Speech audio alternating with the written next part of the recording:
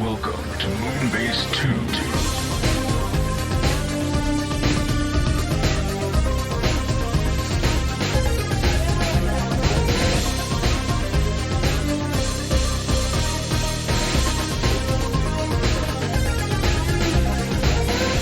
Hello, everybody, and welcome to the Moonbase 2 podcast. My name's Andy, Corporate Commander TFW, and I'm joined by Mr. Mikey G. Wolfie 3. Hey, Mikey. Glory to mankind. Fuck off! Right? Fuck off! Am I right? Fuck off! Fuck off! Yeah. Fuck off! What's Fuck up, Mikey? off! You leave me be. You leave me be, boy. Boy. Oh god, I've got that next. Boy. That's in Oh, there God of somewhere in Boy.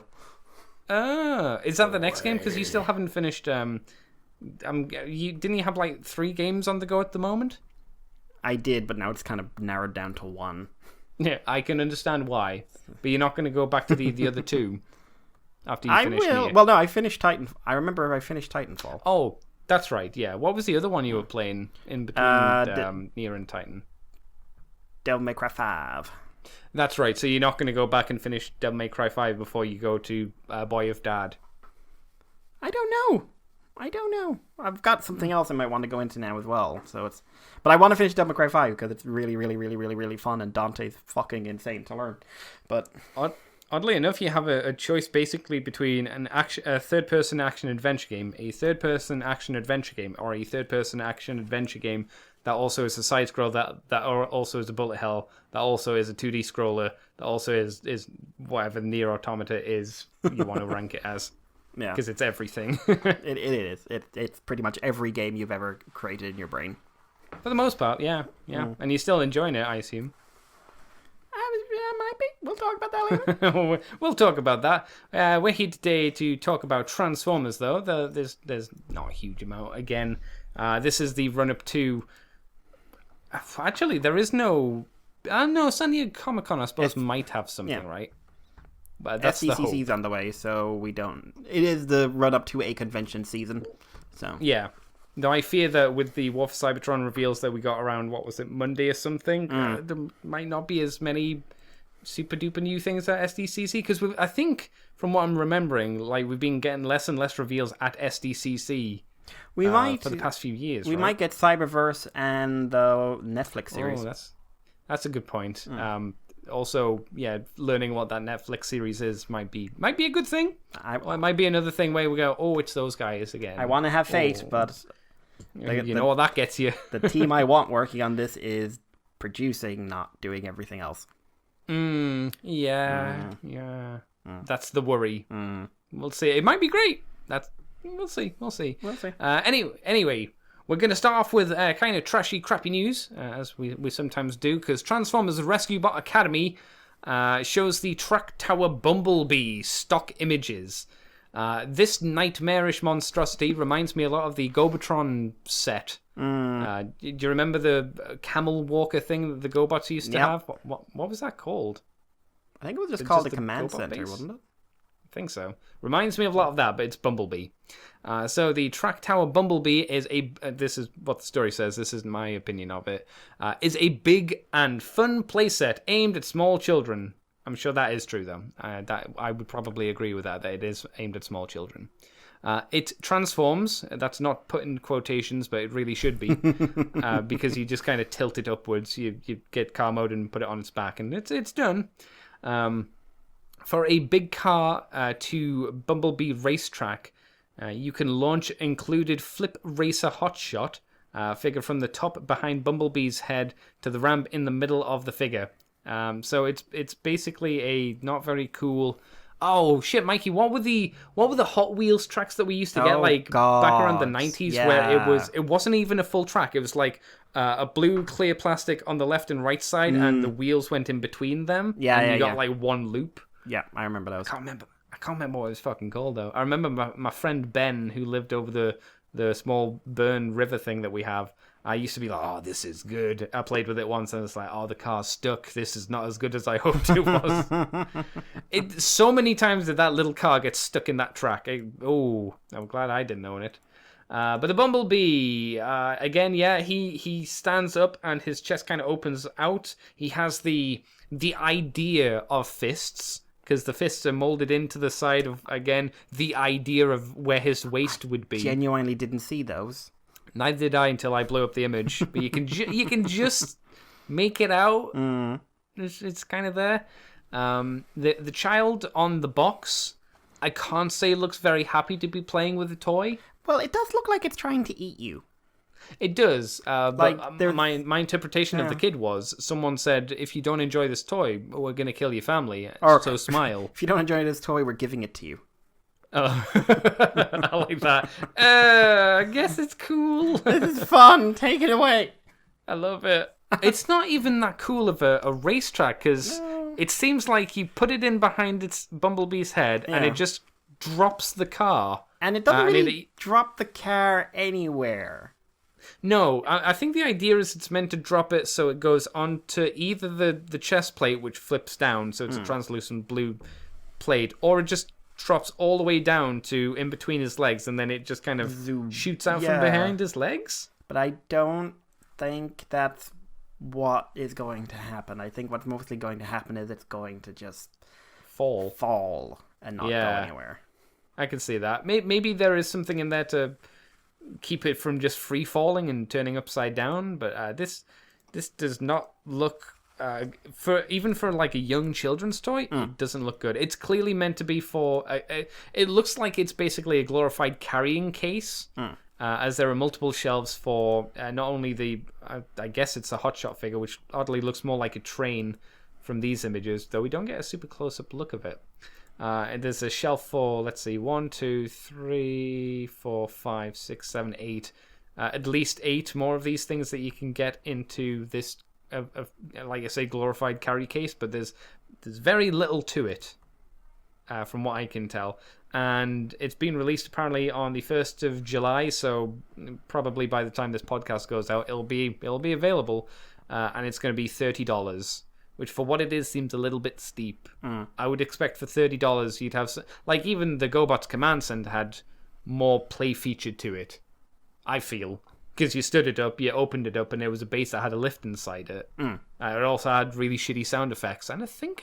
Did it have a light? I don't remember. I think the eyes lit up in its horrifying robot face when it was in base mode. Does that sound familiar? Or is that just me remembering poorly? It's difficult to tell.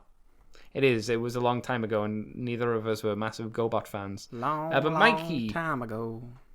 In a galaxy far away. That's not... Yeah. I don't know if that's the line. Yeah.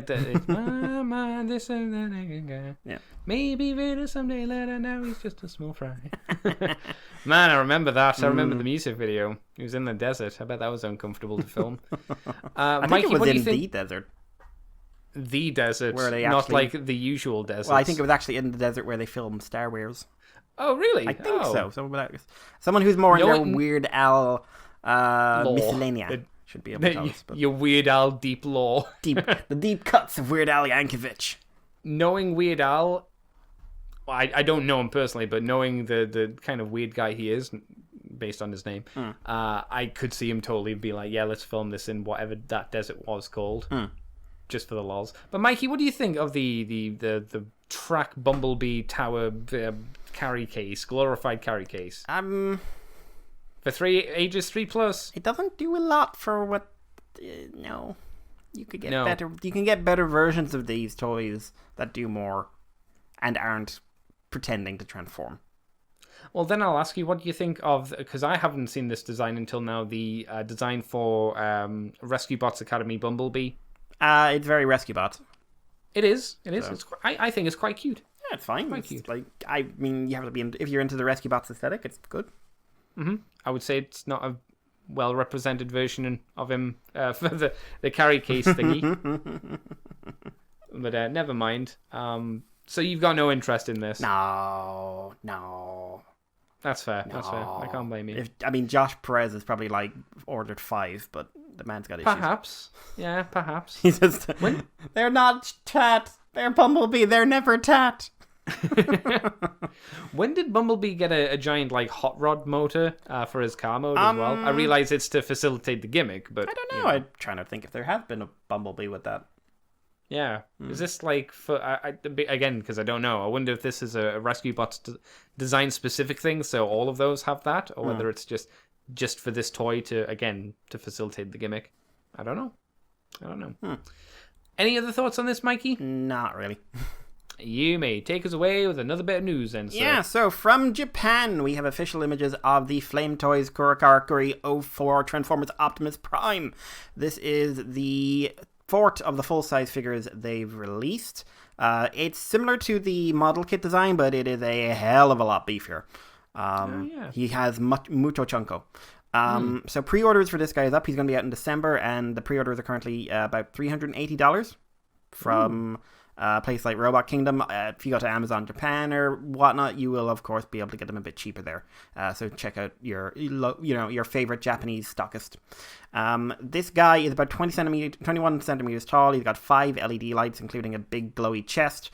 Comes with 2 movie-style swords, 2 animated-style axes, a sort of G1 gun, a big sword, which is kind of like Excalibur for robots, and 6 pairs of hands. He will also come with 3 faces: the standard Optimus Prime face, the pretty boy I'm not wearing a face mask and I'm hugging the devil face. Oh wow, he is pretty, Jesus. Yeah. And the you've punched me in the face hard but I'm still fighting broken mask face. So yeah, he'll have diecast, he'll have the whole kit and caboodle. I didn't check the comments for this, so I don't know if anyone called it an Action Master. I think we can safely assume probably. But I really dig this thing. I think this is a really good looking action figure. I think the accessory loadout is kind of insane. The idea of doing an Optimus that basically references all the major Optimuses, I think that's a really cool idea. But yeah, no, I'm liking this. I'm liking its look, its accessory count, posability looks insane. Flametoys continue to be excellent in my opinion. What's your thoughts, Andy? I have a few minor gripes. One, I don't see why you would feel the need to put LEDs in his knees. What if you're not tall enough to see the rest of him? How small are you? This is 20 inches tall. Jesus. It's just one tiny person. I can't see his knees. What if you're far away? What if you're far away, so you need to see his knees at a distance? Like, don't get me wrong. I get the idea that it's probably meant to be his lights for his vehicle mode. Yeah. Right? Probably? Maybe? I don't know. It for adding LED lights, to put them in the knee, seems odd. It's a combat thing. Oh, so it's like Hito knee as he knees you in the face. Yeah, but he goes, it's all Hito knee, but then it's like just before he hits you, he turns on the light and you're blinded. I thought you were gonna say. Well, my idea was it was like to represent the fires, burning power behind his knee. Are you saying this is the knee of burning justice? Perhaps, yes. This is a kit from Japan. It's a very anime-looking Optimus Prime. I'm not saying this is beyond the realms of possibility. I want to see that. I want to see an anime robot have a superpowered knee because I've never seen that. Yes, you have. Have I? No. Well, no. It doesn't count. That doesn't count. What am I saying? Drills do not count, Andy. Oh! So, hang on a tick. What do you mean drills don't count? Not in this case. They're still attached. There's no lasers or anything from them. Okay, fair enough. I'm not saying that drills aren't good. They're clearly very good, but that's what I was getting worried about. I was like, hang on a tick. do you want to rephrase yourself, sir? Check yourself, boy. Drills ain't good, bitch, please. What the fuck? And then someone's going like, I like Gurren Lagann. It's fine. It's good. Yeah, it's good. Fine. Yeah. We're not talking about that, but it's fine. No. My other kind of slight gripe, and again, it's not a major gripe, is I think this is really emphasized by the cracked faceplate. I don't think the super pretty, very, very, very kissable Optimus Prime face goes well with the cracked mask. I feel like it should be grimacing, doesn't it? Like a proper, face. Like, I feel that maybe it needed to be a bit more angular. Like, it needed some, Rodimus Prime lines for the cheeks, just to make him less smooth, because he seems like a too young Optimus Prime, and I don't know if that's what they were going for, but this almost feels like the, what's it, the IDW when he was the police officer. Oh, Orion. Yeah. Yeah, it feels like that's maybe this interpretation of Optimus Prime, even though granted he has the Matrix and he has every everything else under the sun. The face just the very smooth face doesn't work for me. I think with the mask though, it looks great. It looks really good. Again, it is an Optimus Prime, so it's one of those things where you go, but he sells. Yeah. So it's like, why are they making all these Batman films? Because Batman sells. Yes. I don't mean I have to like it, but I understand it. The giant Excalibur sword, that feels like it's a reference to something that I can't remember. The only thing I can think of is Age of Extinction's Night Sword, but it doesn't look right to me. Did it have the Matrix? I think it did have the Matrix in it, didn't it? Did it? Maybe it's the Star Saber. No, I'm sure. Well, I mean, yeah, I could see elements of the Star Saber being there. No. There was. Oh, do you remember when they were doing the 13? Oh, yeah. What about... There was one of the members of the 13 had a big sword that had the Matrix in it. Yeah, that was the Star Saber. Was that the Star? Yeah. Was that the Star Saber? Sorry, I thought you meant the Star Saber from Prime, from the show Prime. No, okay. But yeah, like in that fiction, in the when they were all pushing the unified fiction origin stuff. That's right. Yeah. The Prima's sword was the Star Saber. This is the problem when you name an item the same name as a character that is also the same name as multiple versions of the same sword. Like there's multiple Star Sabers, and then there's one Star Saber, and then there's the Dark Star Saber. Are you talking about the religious zealot? Are you talking about the actual sword? See, it's stupid. It's dumb. Jesus. Also, I like his War for Cybertron axe. That is a big boy axe. That is a big axe. I think that is a special inclusion by some sockets. Right. So, okay. But that is a big axe. My concern would be how easy it would be to hold that, because that's big and I imagine fairly heavy. So I don't know how good joints on these things are. I would hope that they are strong enough to handle something that weighty. But yeah, quality. Do you think he'll look better in black? As all of these primes usually tend to. Yeah, I think he'll look good. Purple? He'll definitely, like they've set a standard for themselves now. It's like yes. Everything will be shattered. What's the next one of these coming out? Do we know? Star Saber, I suppose. No. I mean, like when I say the next one, I mean like the one that's like in production. Because we know this one, we know Star Saber. What other ones are coming? Oh yeah, is that the? Yeah. Do we not have any other ones? Not in the. Megatron, the stealth bomber Megatron. He's going to be in this line, yeah. Yes. And then the model kit line. You've got Drift and Devastator and Windblade off the top of my head. Yeah. That's right. Yeah, it's a shame that there aren't more. I say it's a shame there's not more characters for me, but that's me complaining about a product I wouldn't buy anyway. I suppose it's selfish because I'd like to talk about them on the show more so than anything else. So I guess start saving up for this thing in the future, right? Yeah. Do you want to take the next story as well? Because that's also Flametoys related. Yeah. Last year at San Diego Comic-Con, Flametoys did their 4-model kit Optimus Prime in their original design. Optimus Prime in Nemesis Prime colors. I've got him. He's a real fun toy. He was also really cheap for a convention exclusive. Well, at this year's one, San Diego Comic-Con 2019, they are again releasing a Flametoys for a model kit Optimus Prime. This is the IDW one, which is a kit I still have to pick up. Done in the Nemesis Prime colors, which is, I believe, the first time this design has been Nemesis. So yeah, it's going to be available at the Bluefin booth at Comic-Con, which is booth 301 for $40. There's not a lot to say in it beyond the fact it is a Nemesis color scheme for this mold. Do you like it, Andy?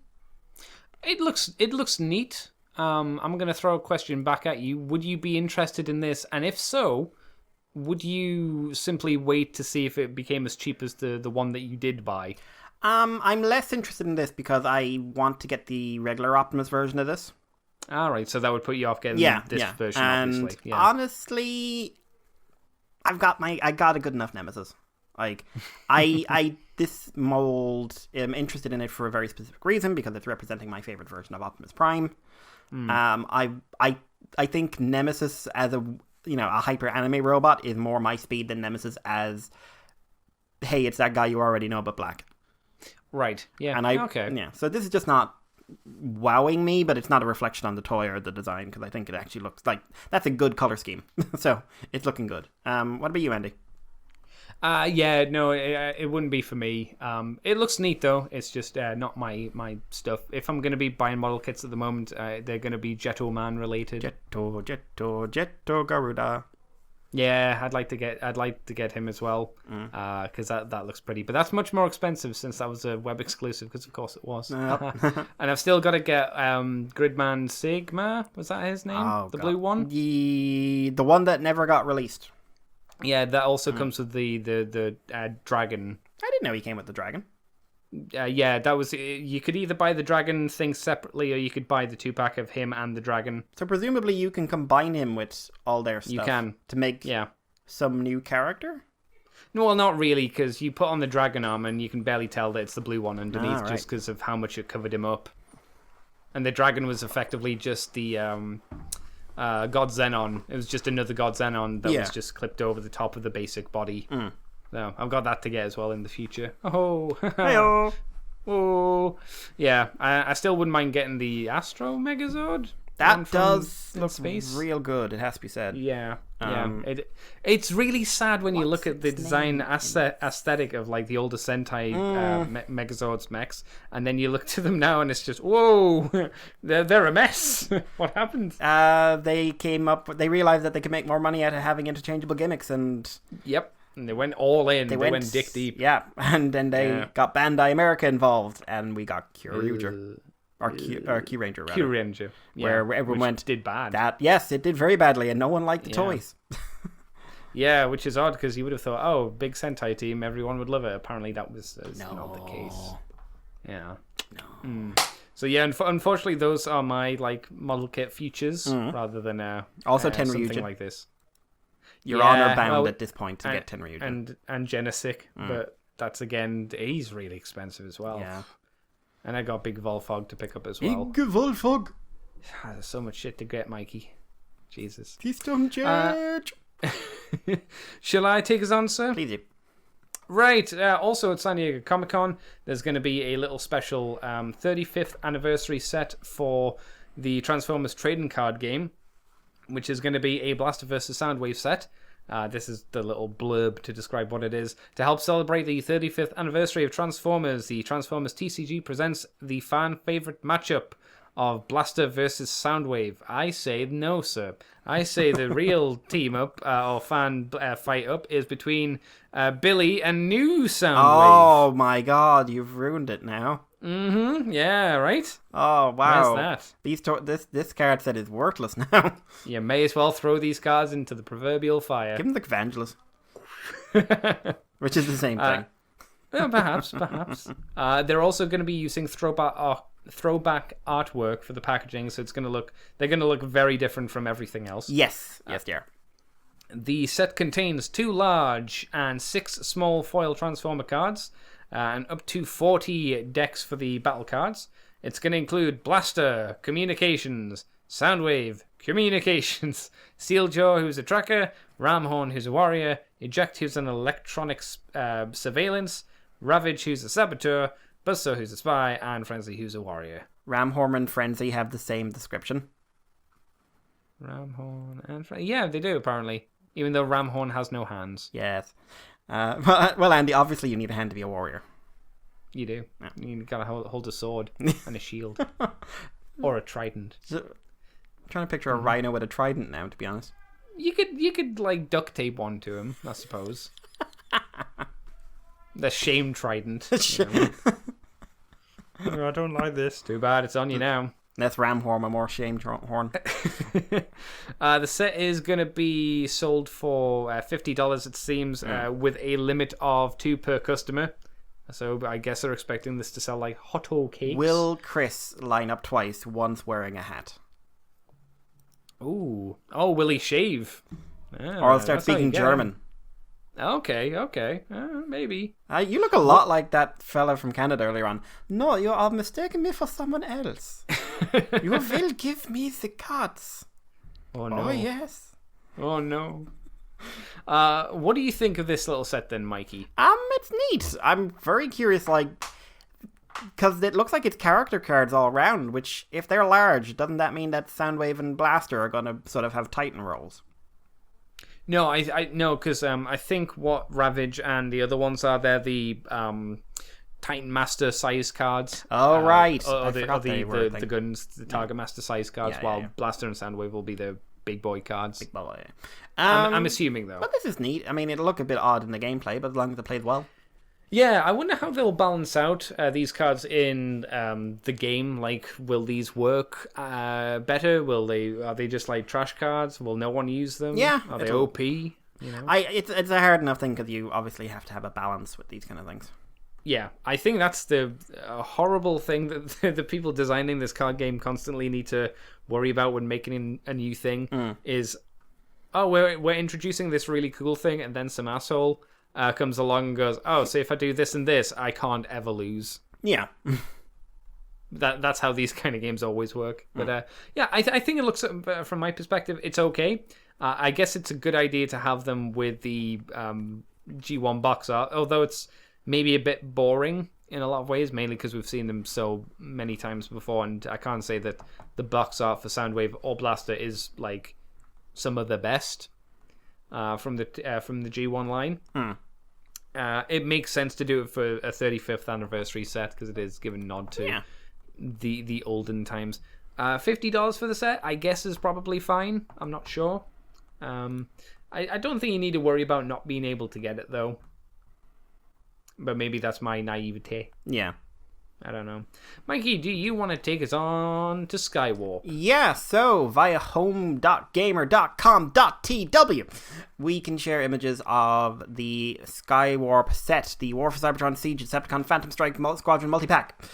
Sort of the counterpoint to the Autobot version, which is Slam Dance and Sideswipe and the rest. So this is Skywarp, who it's listed here as a Starscream redeco with the Thundercracker Smirky head, which is obviously the wrong head. But this character does not have the Thundercracker Smirky head. No, that's right, yeah. He just has a standard I'm grumpy face. Yeah, he just looks miserable. Which works at Skywarp. It's appropriate. You also get Battlemaster Fracas, who is a Fire Dive redeco. Battlemaster Shroot. Dwight Schrute from The Office. Yes, Dwight.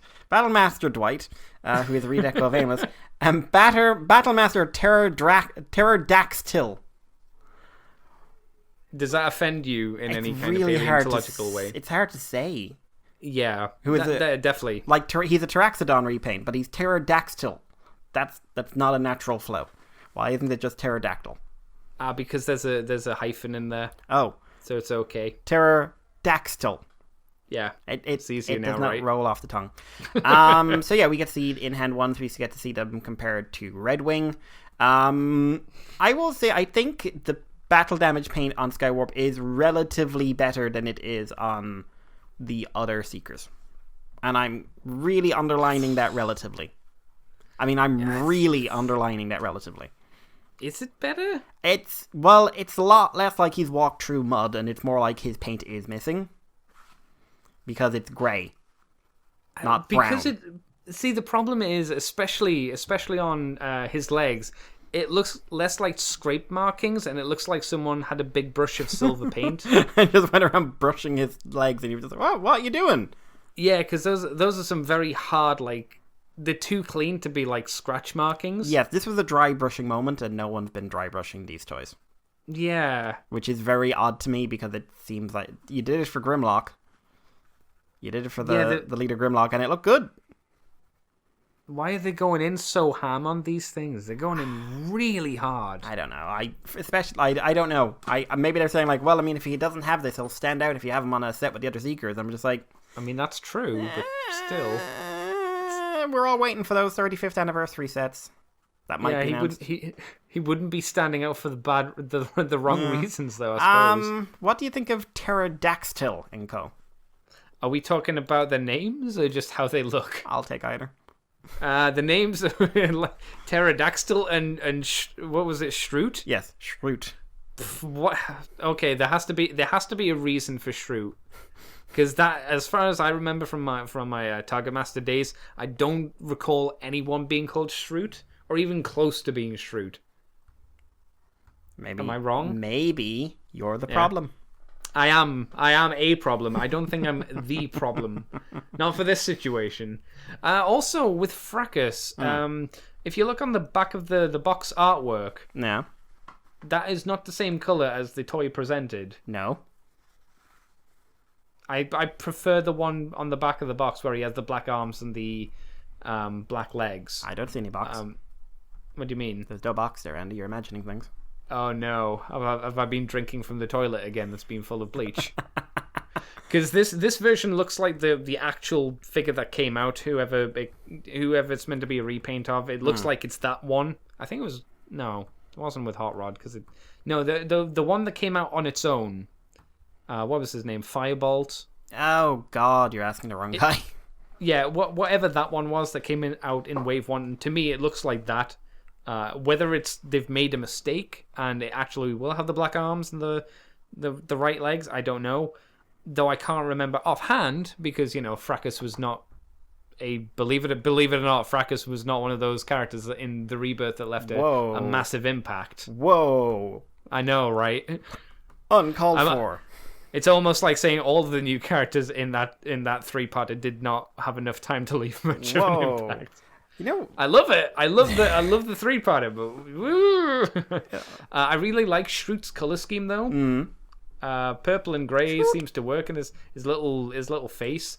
I'm not entirely opposed against this set. The problem is that how grotesque the in quotations dry brushing is on Skywarp, and I don't think I've heard anything particularly endearing about the Starscream mold apart from at best it's okay. Yeah, kind of the rallying cry is all right. Yeah, so I'd love to just get those 3 on their own.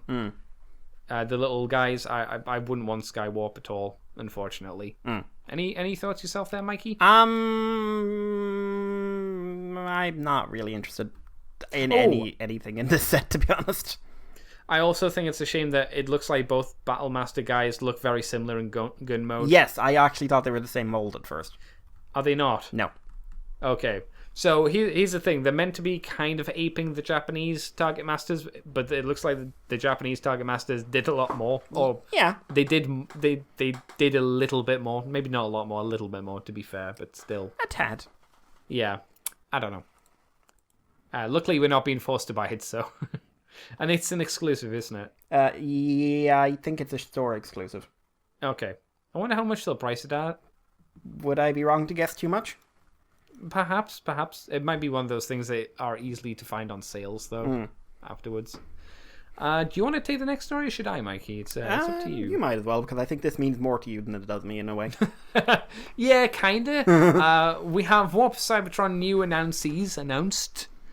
We have characters such as APEFACE, Astrotrain, Spinister, and Crosshairs revealed. We know that Crosshairs and Spinister are going to be deluxes. APEFACE is going to be a Voyager, and Astrotrain is apparently going to be a leader. So all interesting. It doesn't say if these are going to be all combined into a wave, but I think it's fairly safe to assume that they're some sort of wave. Whether it's going to be sold as Wave 3 or what, I don't know. WAV, if you will. A WAV? Oh, Lord. So we'll go from big to small. No, small to big. Yeah, small to big. Crosshairs, Mikey. Using the Ironhide and Ratchet mold. Yes. But with a new head. What do you think? Okay. Okay. The vehicle mode is kind of bad. Is that because of just what the mold is, or is that because of the color scheme? Well, I don't like the mold, but I also don't like the color scheme. It's just Prime. It's just Prime. To be fair, that's kind of what Crosshair's color scheme was, I suppose. So they are keeping to the correct color scheme. I think on this kind of shape and everything else. Oh, you're saying it's not helping just because it looks too similar to a truck. Yeah, in robot mode, I don't think of him as Prime. Yeah. Just because of his body shape and everything else. Yeah. I don't like that mold very much. Have you handled it? Have you? Yes, I have. Okay. I don't like how it transforms. So I'm afraid the robot mode does very, very little for me. What about you? I I think for the most part, it looks like an okay version of Crosshairs. I remember people were kind of customing. What was was it cup? Yeah, the cup mold. They were customizing the cup mold, and they found I think they had a Crosshairs like head, didn't they, for the Titan Masters? I can't remember what his name was. And they were kind of smushing those two together, and that worked fairly well. This looks maybe a bit more solid of a figure, and he's also not a headmaster, so that's a little bit more in his favor. He needs a target master, of course, but I think it's fairly decent. The vehicle mode is very boring, though. It's hidden most of the red that's in the robot mode, and it's turned into a very, very blue vehicle, but you can have him mostly in robot mode anyway. I can't speak to what I think of the mold because I've never handled it, because I haven't gone around to Dave's and he hasn't had that mold out at the moment, so I can't say whether I like it or not. Maybe I'll be able to fondle one at TF Nation. Maybe that'll be my dream. But it's an Autobot, so my interest is less so than the other ones. Racist. Spinister Mikey, as far as I know, completely new mold. Yes. Does not have target masters, No. but he does have two guns. For some reason, miscolored in one image and not in the others. Okay. One of it in his robot mode, Yes. he has Yes. a blue gun and a purple gun. In his helicopter mode, Yeah, they're both blue. Yeah, I know. Maybe I don't know. Yeah, someone done a digibash coloring on the proto, I'm guessing, and it just doesn't work too well. Yeah. The transformation looks interesting. The fake cockpit leg. Yeah, where's that come from? If I'm right, looking at the vehicle mode, it's probably contained in his torso. Okay, it's just kind of stuck in there hidden. But I overall I like the way the transformation looks. I like the robot mode. The face is a little tall. He's got a lot of forehead. He does. It feels like someone's Yeah. stretching his head a bit. Yeah, I felt that as well. Yeah, I don't know why it was designed like that. But overall, I think he looks pretty solid. Looks posable. And this guy, people are already freaking out just because of who it is. So there is that. Well, yeah. And with this, there is at least, once you include third party, an okay toy of all the scavengers bar Fulcrum and Grimlock. Yeah, and who knows when we'll get a Fulcrum. If, I suppose, because, How do you sell a bomb? That's a TV show right there, Mikey. Selling the bomb. He went to an interview. What do? I blow up. I have a feeling they wouldn't make him. They'd make him some other kind of vehicle. But if they made him just a comical bomb, that would be quite fun as well. But no, I think it looks fairly solid. It's nice to get another late era, less common Decepticon in a full toy. Yeah. It's not perfect, but it looks all right. What do you think? Yeah, I think it's really interesting to have the cockpit legs to match up. They're not going for the asymmetrical look, which is interesting. I would have thought they would have done, but like you, the head is a little bit stretched beyond my liking. I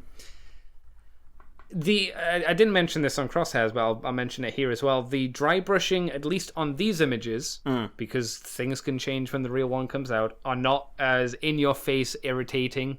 Yeah, it does. They look more, dry brushed. Normal. Yeah, like he's got a bit around his knees, like on the corners of like some raised detail, which is where you'd probably see like paint scuffs anyway. Yeah. And wear down from there. It's not just like blobs of grey like smeared all over his torso and then all over his legs and all over his arms. I mean, there is it's a also lot more subtle. the very, very clear everything else is completely pristine, which is really annoying, but...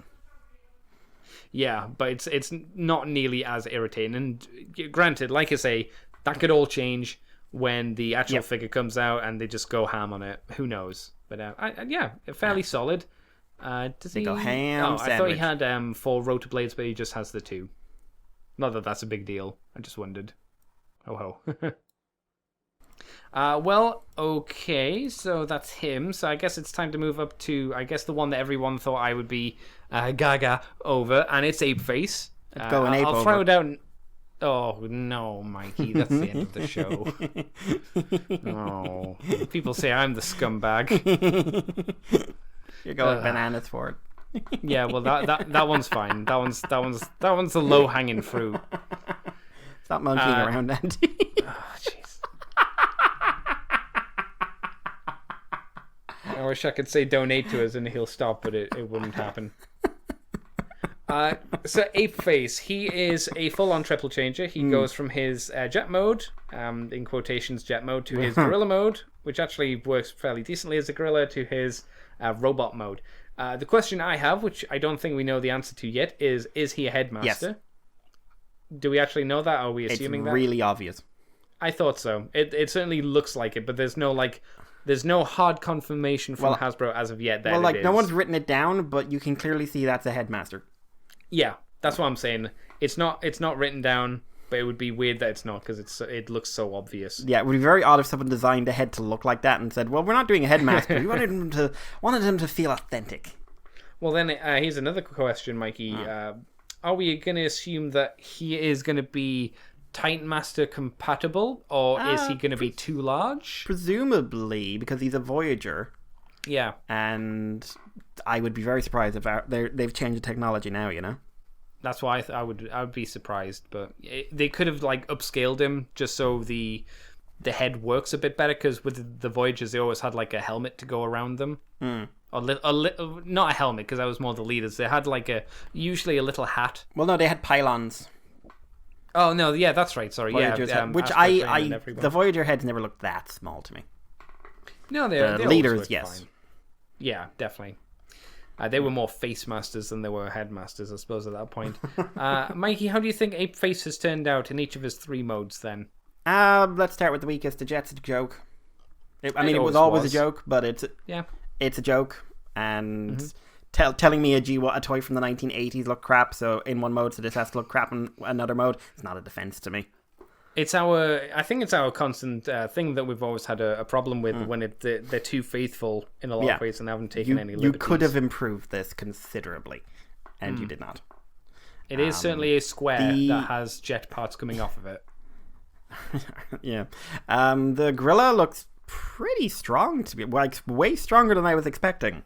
It looks fairly posable. I think the transformation to robot looks like it's going to be fairly complex for what it is. That's a good head sculpt. Yes. Honestly, I'm surprised by how much I'm into the gorilla mode. Yeah, same. I thought that would have been the mode they'd fuck up, to be honest. The robot mode, it looks very posable, very solid. I like it overall, and I know this is part of the aesthetic, but he's got too much chest going on for me. It makes him too weirdly wide. Oh, see, I like that, because it kind of works for his gorilla mode as well, and he was always much more chunky in the animation cells than his actual toy, which was just kind of, they were trying to do things that they couldn't possibly do at that point. Chunky monkey. But what do you think of him? Yeah, I'm definitely impressed by how he looks in all of his modes. The jet mode is certainly a slice of toast with bits of plane hanging off of it, but I do wish they'd done a bit more with it. But if that was the concession to make the gorilla mode as nice as it looks, I'm more than happy to bite that bullet. Fairly easy to see that a Snapdragon's going to be in the future because they're completing sets. My main issue is, I suppose, how it feels in hand, as none of these War for Cybertron figures have felt good to me. I personally haven't liked how they've felt, though it has been a while, so, I'll need to have a moist little touch with my sticky little man fingers on them just to reconfirm that stuff.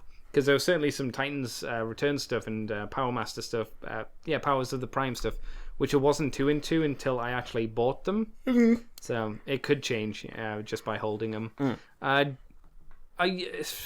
do you do this mold into? Do you think you can reshell it and retweak it to Snapdragon? Because we know that Hasbro likes to redo the figures. Dinosaur mode's too different, I think. Yeah, I would have thought so. So who do you do APEFACE into for the future? Optimal Optimus? I mean, that's what they did with the Titan Master in Japan. I suppose you could. It'd be an odd choice, but yeah, I suppose you could. You do you do what? Not Apache. What's the really shitty chimpanzee monkey Optimus Prime Beast Wars toy? Minor. Minor, yeah, Optimus Minor. That's who you do him into. There you go. Boom. And finally, Astro Train Mikey.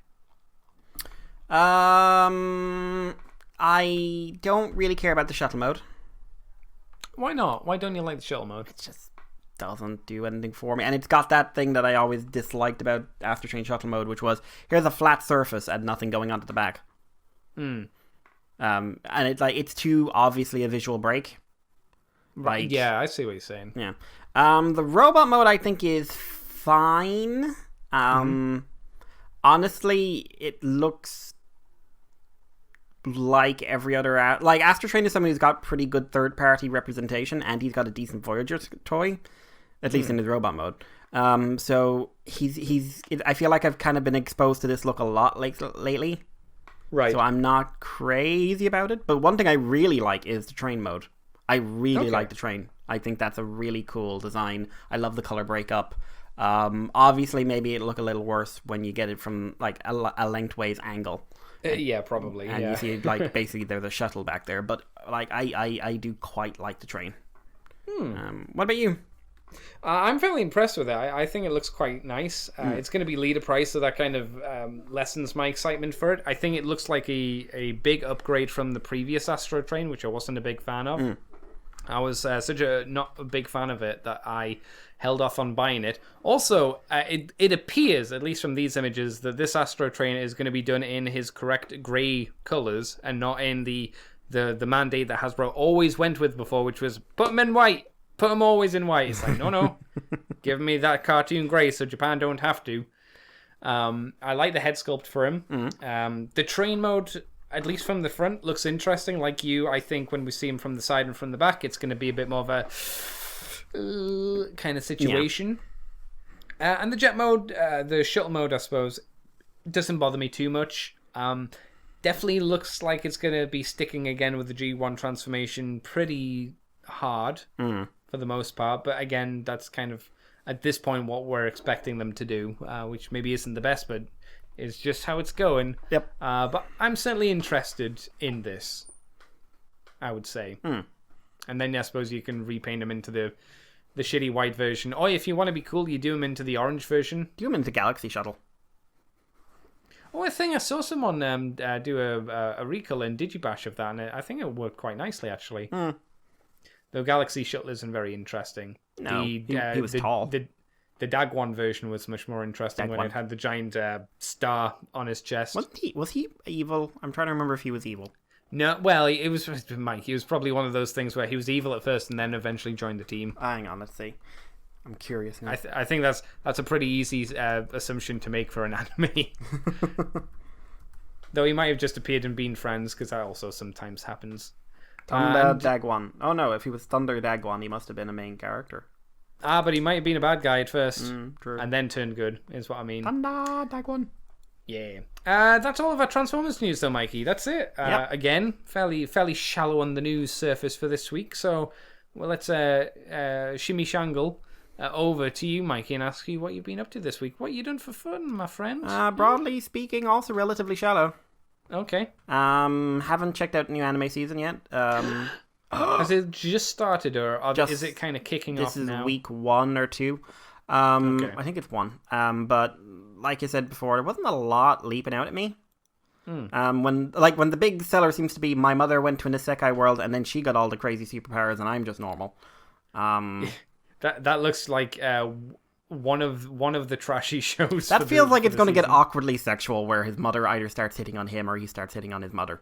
Or everyone's hitting on his mom trying to get in her pants, and he's like, I feel really uncomfortable about this. But she's super powerful, so like she's never in danger of getting anything in her pants. Yeah, or she wants to get in everyone else's pants. And he has to awkwardly look at her. What would be worse, if everyone's hitting on his mum, or would it be worse if she... No, it'd probably be worse if she's hitting on everyone. I think if she's doing it in front of you awkwardly all the time. Yeah, that would be pretty bad. So that'd be a bad fucking day. Yeah, I don't know. There hasn't been much leaping out at me from it. I know there's a fate something. Is it fate related? Yes, the Lord El Malloy. Yeah. Season. Yeah, I don't think that's happened yet, because I looked on that for that yesterday and couldn't find the episode. And I think it's probably an OVA. Bummer. It's an OVA or a series? I thought it was a series, because there was a one special episode I'm hoping that it's a full-on series. We'll see. But yeah, which means I didn't have a lot of anime this week. I still haven't caught up on Dororo or Karakuri Circus just because they're time investments at the moment. I did. You have another time investment at the moment. I did watch Rising of the Shield Hero final episode for season 1. Yeah, the last episode of Giant Chicken for obviously, arguably a long time. Maybe forever. We have to accept that reality. What? Oh, it could. Well, I'm not sure if we live in the time where it would be forever. I think if this was like 10 years ago, certainly. Depends. They may not. We don't know how it did over there. In all honesty, thought it's been doing fairly well. I suppose it also depends on it depends on the sale of the Nendoroids and the Figmas as well. If those two do well and the DVD sales do well, Blu-ray sales do well in Japan, it'll happen. But then again, it took ReZero 4 fucking years to get off its arse and do something. And that was the most shit. Yeah, ReZero was the most popular show of the year. Yeah, and if I remember, they have like a special celebration for Rem's birthday. Like, that's a special event in Japan. Like, they do, like, big deals, and everyone fucking loves it, because everyone's like, Rem kawaii des waifu ka. Why aren't you marrying Rem? Because he made a bad life choice, Mikey. Though, to be fair, if he did, there would be a giant world disaster event. Yeah, seemingly. And to be fair, the life choice he has made, broadly speaking, is, okay, I want to date you, but I kind of also want to date her. Yeah. Are we good with this? She's fine with it, unfortunately. Like, she's okay with it. I need to check if you're okay with it. And then we're all good. Yeah. That's like that is the life choice. That is why he's Barasu. Is that why the OVA has them kind of both together at the same time? Because the whole thing is like, Is he basically going, can I get this to be me with 2 wives? Is that what he's basically trying to bowl for? Yes, that is because like he is in love with them. Because he is in love with them both. That is a thing. He just loves them. And it is a medieval world, which probably means that you could buy multiple wives. I don't know. Oh, probably. But I know in the novels they did like a book that was like multiple timelines, like this is what's happening in different timelines where he lives through things or something like that. Yeah. And like in one he's married to Amelia, in one he's married to Rem. In one I think they Roshi. Both left him. Oh, okay. He's not married to Roshi then. No, God. Sodana. I'd say married to Catgirl, but Catgirl's a cat boy. Yeah, that's true. So, I mean, he might. Maybe. Yeah. To be fair, the cat girl boy was very aggressive. Yes, and specifically to him. Yeah. He liked him a lot. Yeah, he was like, meow. Seemingly. Yeah. Meow. No, it wasn't meow. It was yeah. Wink. Yeah. I'm in your room. I can't remember what he was called either. Oh God, no, I don't remember his name.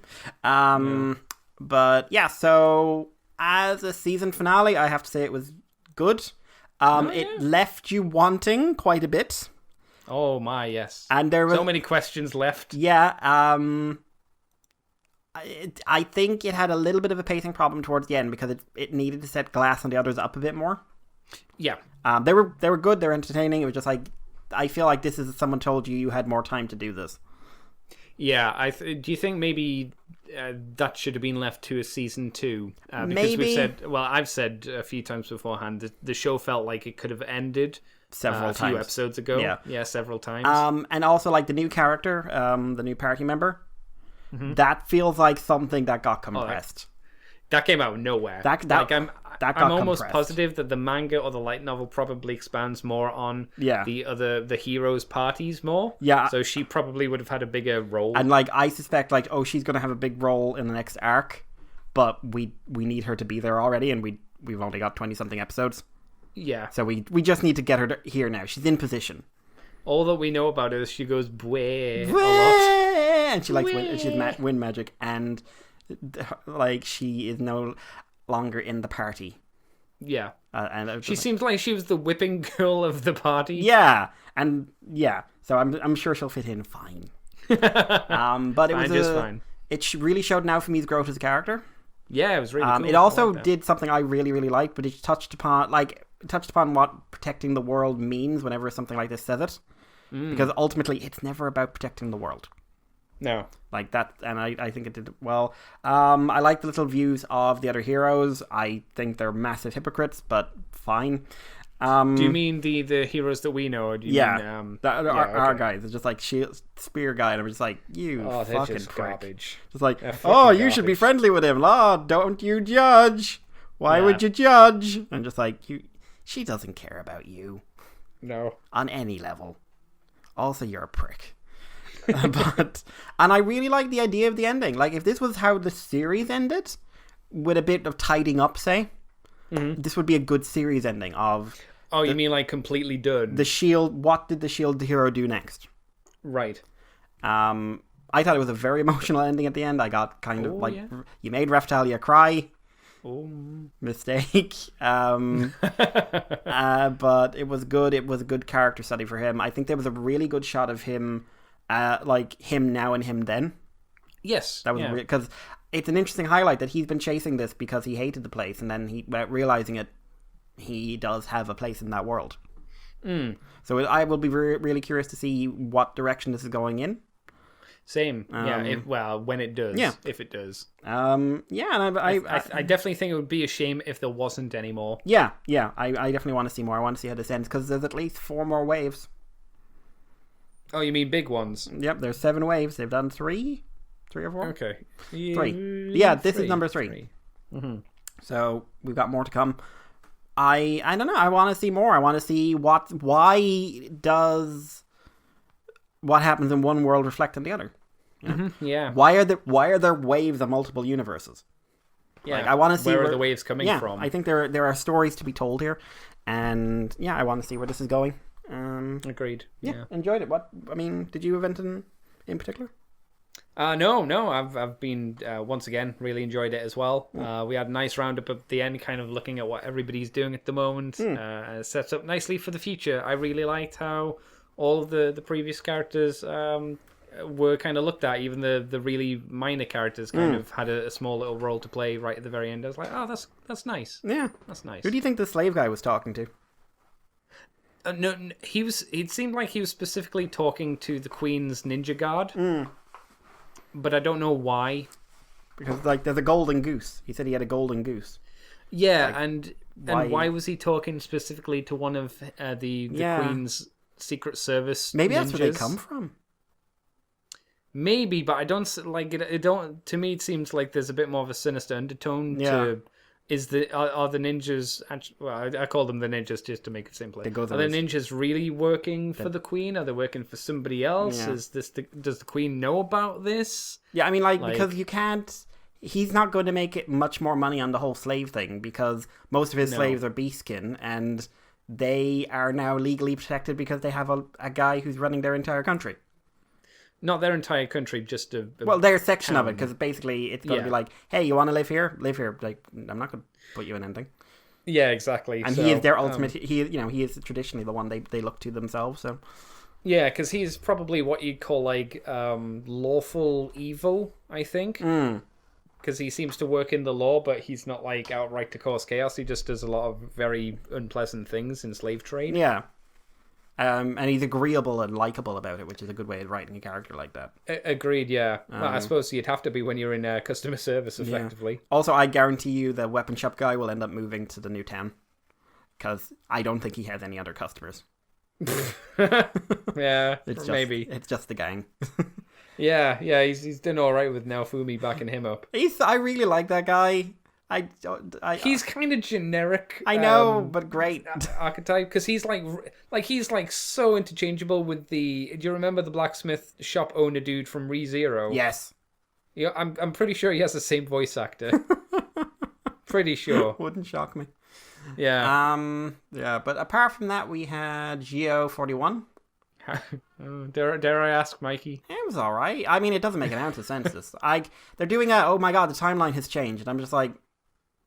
Now we're doing this? And it's not done in a dramatic way. It's just like, oh my god, everyone's reacting badly. And it's just like, oh no, Geo 2 is another Geo is here. And like everyone's trying to kill me again. No.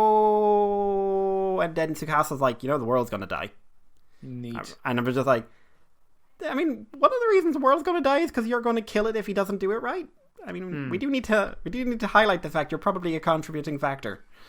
But the story was a bit messy. They had a confrontation between Omagio and Grangio. Right. Which seems to imply why Grangio exists. Right. And that is that he's got all the watches, but he doesn't have all the watches from the same timeline. Because the drive watch he has was stolen off of Omagio. So he hasn't collected it like he has the others. Right. So it's not really his, so so Grangio is an imperfect version of Omagio, so he's not as strong. Right. Right. Which is probably why in the movie they're bringing in a full Omagio, and Drive is Mach is the big guest star for that. Mm-hmm. So I'm assuming they're going to come up with some story reason why he doesn't turn into regular Omagio and turns instead into like a golden heroic version. Okay. With all the final forms, including Putotira, haha. I've seen the magazine scans. Okay. It was messy, but at this stage, messy? No, honestly, I did a thing during the week. I compared the last show build, which I was critical enough at times on. Sure. I think ultimately it's a pretty. It's good overall. It's a solid show. It's not without problems. No, it's not without problem. But I was comparing what it was doing at around the 40 episode stage with what Geo was doing. What was it doing at the 40s then? We just gotten Genius in. Genius had just it was just like, oh my god, he's got his ultimate form, and it's just automatically eclipsed by Black Hole getting more powerful. Yeah. There's just we've got the big final game. We know what the final game is. We're introducing the idea that this guy is a lot more twisted than we've let on. We then get his monster form, stuff like that. We get the big 4-on-1 fight with the new final song into it. Here we have some pretty dodgy CGI battles. Oh, cool. And ultimately we make Grangio look kind of piss weak. Oh, cool. He gets taken out by regular, a copy of it, but gets taken out hardcore by regular Drive. Oh. We've summoned a copy, and it just and Omagio takes it over and sets it on him, and it's just one finisher. Right. On a final form rider. From a base form. That's a base form who's supposed to be the base form, the ultimate form rider. And then he goes up against another riders, 3 of them, and they're 3 of the older ones, and he has trouble with them. But he's in his ultimate form. Also, he doesn't have his time powers anymore. Why? Because another Geo now can reverse time, and instead of having a reverse time off or something like that, he just doesn't do anything with his time powers anymore. I like the idea of a reverse time off. Yeah. 2 weeks later. How old are you? About 12. I can keep going.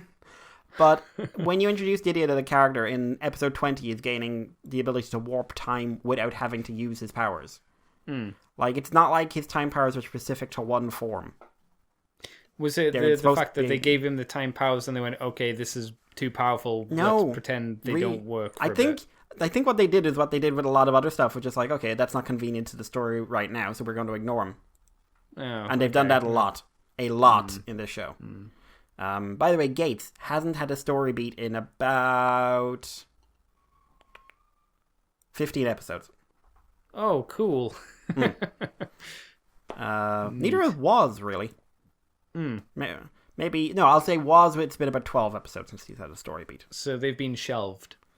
Kind of. Was is there. Have they been necromed? Was is kind of is he going to be evil or not? Is he? I don't care. Honestly, I'm watching for the ending now, and I want to see just can they do anything interesting. But the writer, the production team, some of the direction. This was not your A squad doing this show, right? And that's kind of a shame for your big anniversary show, signing off an entire era. Do we know what's up next? Have we been told what the next series Rider is? Zero. Right. What's that one? What's the theme for that? All we know is that the name is registered, and we'll find out something soon. There was a rumor that it was going to be kind of 4 or 5 riders. Right. Which is interesting because, to be honest, when they have a lot of riders, they tend to make better shows. I don't know why. But we'll see. They probably have like a big conference room where they all talk about ideas and probably tell each other it's shit. Let's rework it to something good. Yeah. Well, we'll see. It's the first Reiwa show. They kind of need to make a good impression. Yeah. But yeah, apart from that, I rewatched Voyager. Or not all of it. Not all of Voyager, but a lot of episodes from it. That's honestly held up better than I expected. Some of it. Got a lot of problems. Yeah. It's very up and down. I don't mind Neelix. I seem to be... A lot of people seem to react very, very badly to him. A lot of people hate him. I've never understood what... I don't like him. People hate Neelix? I don't like him in the first 2 seasons, but I don't... No, that's he's the badly first 2 written. seasons. He's badly written in those, but Ethan Phillips is a good character actor, and I think where they put him in the latter half of the show, I think is a good place. Yes, I know. I enjoyed Neelix. I didn't like the Tuvix episode. No, the Tuvix episode highlights a lot of problems with Voyager. Yeah. A lot of problems with Voyager, but like I like Janeway. I like Janeway. I like where she ends up as like this very strict mother figure to this elite crew. Like her command structure is, you're basically my children, and when I'm coming down on you, it's a lot more as a mother than a captain. Yeah, I can see that. And she's also completely ruthless. I don't. But not completely ruthless. No, but they could have been. She has a they switch. Could have got home a bit faster. Yeah, she has a switch, and if you hit that switch, you're getting mowed down. Don't fuck with Mama Bear switch. Yeah. Oh, I feel you're threatening me. Okay, we're good. Oh, you went too far.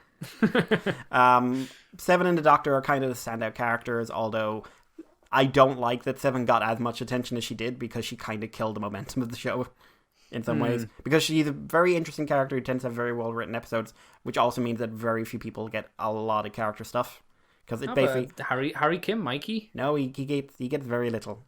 Harry Kim, he has a date a few times. Yeah, he gets infected with love. Yeah, literally. That felt like 90% of Harry Kim's stories. Harry Kim finds some alien puss and then loses it or almost dies. Harry Kim, I want to go home. Hello.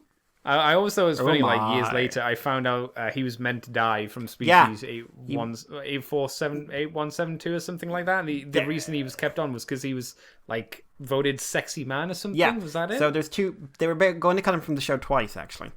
Was it twice? God! In season 3, they needed to. They didn't want to hire an extra actress and pay for an extra person, so they needed to clear out someone so Jerry Ryan could come in and be Seven. So it was either so he was going to go, but then he became one of the People magazine's 50 sexiest men. Yeah, and then weird. So yeah, and also Kez's actress wasn't good. She'd been ignored, basically. She felt. So she decided, like her she and wasn't abduction very team. Interesting though. No, she wasn't. But there was potential there. They just never did anything. Of course. With it. Yeah. So she decided she'd go, and then in season 7 they had an episode early on where they were going to write Harry out. Oh. Like he was going to stay in the Delta Quadrant. Okay. Was it for some alien girl? I think it was a space command. But then they changed the episode, and apparently Garrett Wang was like, well, that's fine, but I would have still been paid for every episode of the season because I was a regular, so I could have just gotten paid to stay at home, but sure. But yeah, no, there's some very good character work. The continuity stuff is kind of insulting. Not because it's doing standalone episodes, but because it does standalone episodes of the ilk that would be major character informing episodes. Right. And then they're completely standalone and they never get referenced again. Oh, right, okay. TNG did standalone episodes, but it didn't do pillar episodes a lot. It didn't do tentpoles. Like, every character episode is a tentpole episode. They get a little better at it with the Doctor and Seven and Janeway, but things like the Tuvix thing is just like, that's a big moment that you're never going to talk about again. Or Threshold, which is also a big moment no one talked about. Which one's that? The one with the space salamanders. Oh yeah, that's everyone's favorite one to reference. Nah, but that, to be fair, that one makes the most sense. Why they would never reference it again. We will never speak of this again. Remember we had Sex Captain as lizards? Yay, we had kids. You give birth very quickly. Remember how you think of yourself as a mom and the rest of us as your kids? That's weird.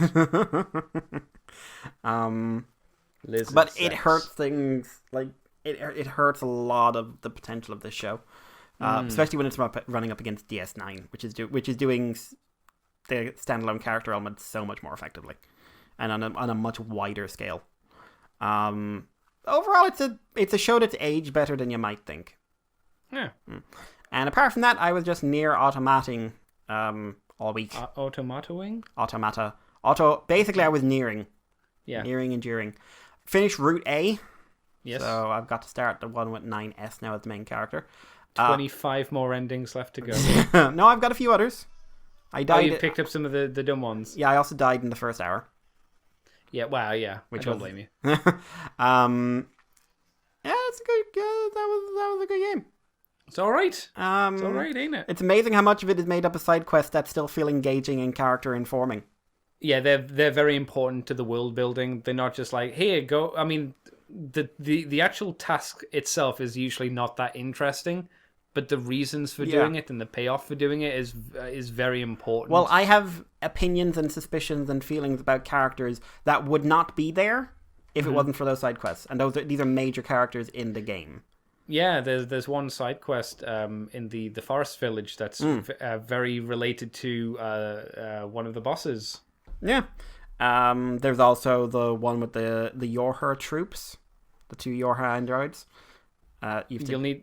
Which one is it? There's one. It's called the Yorha Betrayers. Oh yes. And that gave me massive questions about the entire structure of the bunker. And how does that one end? Is that when you find a lady in a building? There's 2 of them, and you've been told you got to capture them, but then they fight back and you have to kill them, and then another one shows up, and they're not well developed characters or anything like that. But I'm very curious. There's also like one where like, okay, so one of these androids was going to go AWOL.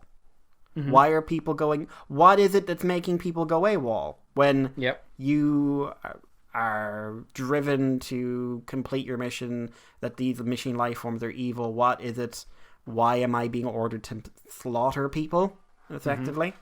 Did you miss any side quests then? A few. I have to admit, I missed a few. I think you missed some quite decent ones. I'm sorry to say. No, it's all right. I got most of them, but some of them are just like I didn't realize how close I was to the end.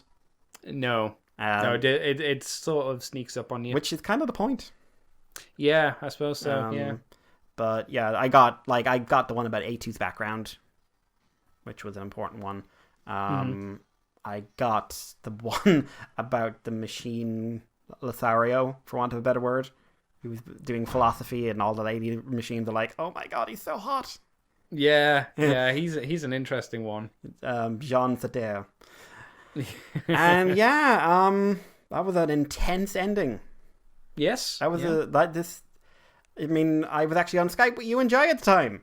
Yeah, it's super bullet hell for that last boss fight. But it's not. I wouldn't say it's a hard boss fight, but man, you gotta have it can get stressful quickly. You gotta have your brain on. Yeah, and then the final part of the plot happened for Route A, and all I could hear was Jai saying, "I'm enjoying this." I will ask. Breaking down. Did you recognize the reference to the tattoo on Adam's? Is it Adam or Eve? Adam. Eve. Eve was the one with the tattoo. Eve. Did you recognize the reference that tattoo's meant to do? Didn't actually. It's apparently a reference to the little evil girl in Drakengard. Oh, well, that makes sense. Yeah, because it's not like a super hard this is essential to the story. It's just meant to be one of those things where Yokotaro kind of looks at you and goes, yeah, because she's directly tied to why magic exists in that world. Yeah, or continues why magic was reintroduced in that timeline might be a better way of saying it. Because she is her and Angelus. Their bodies basically released particles after they were transported into the Nier timeline, and that reintroduced magic. But one of the problems I think in Nier was that people had kind of developed an intolerance for the stuff, and it was killing everyone. Yes, that's right. Yeah.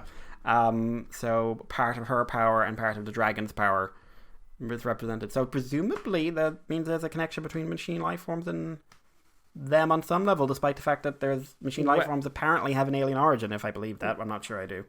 Well, I mean, I'm not saying nothing.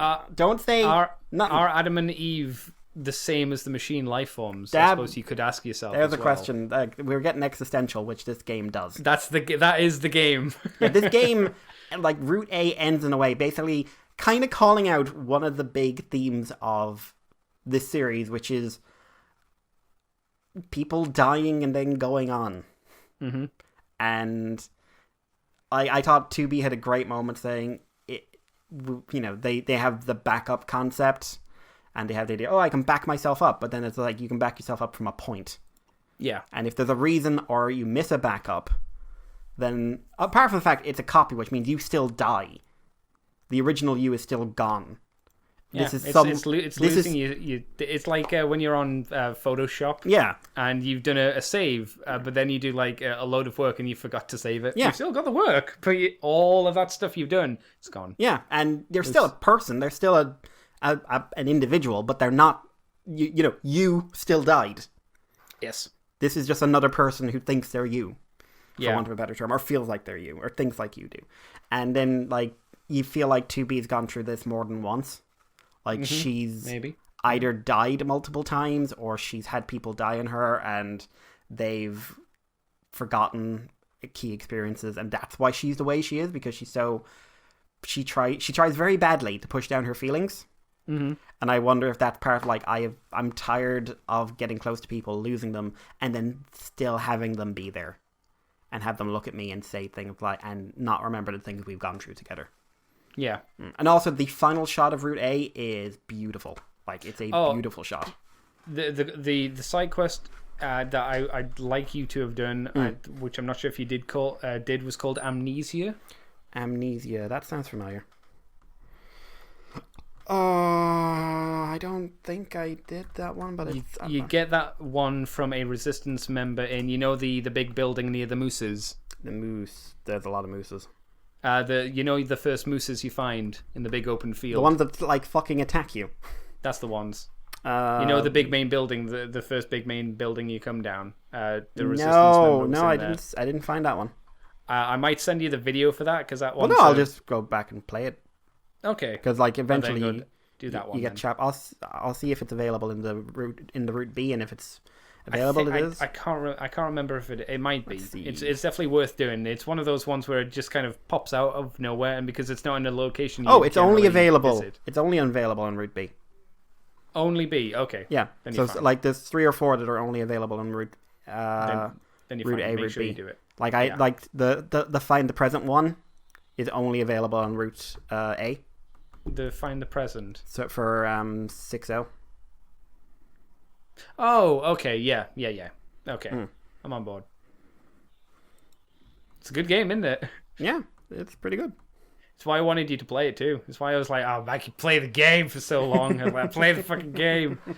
And I don't think you're into the good stuff just yet. You'll be getting there. No. Well, I'm very curious. Like, what was 9S doing in the bunker? Mm-hmm. I'm very curious. What's the story with A2? Because we know next to nothing about her. Yeah, it's really annoying when you first play that game and it's like, here's A2. Who? By the end of it, who's A2? What? What's happening? Why are we not talking about this person who showed up and murdered a baby in front of us? Yep, robot baby. She stabbed him in the face. Mm-hmm. And then she lifted him up and swung him down on the ground, and she stabbed him in the face. Did you like the fact that little robot baby had a robot baby blanket and also a robot baby binky to suck on? I was very uncomfortable. It's a weird choice. I mean, I find it interesting, like, the idea of the network and... Oh, the machine network. The machine network, and, like, some of them...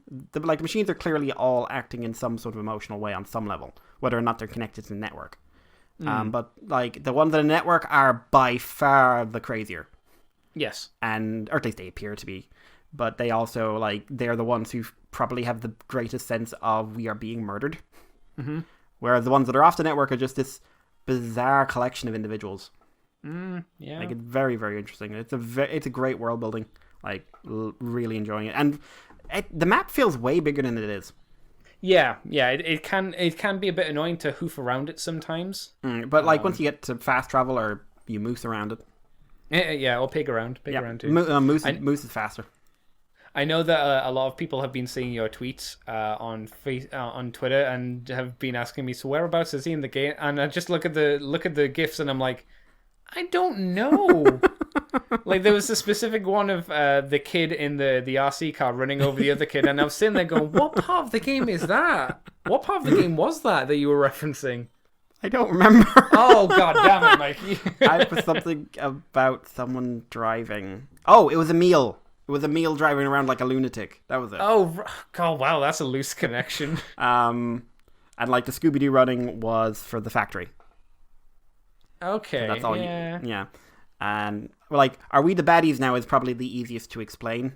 Mm-hmm, yes. That was the makes the sense. first one I did.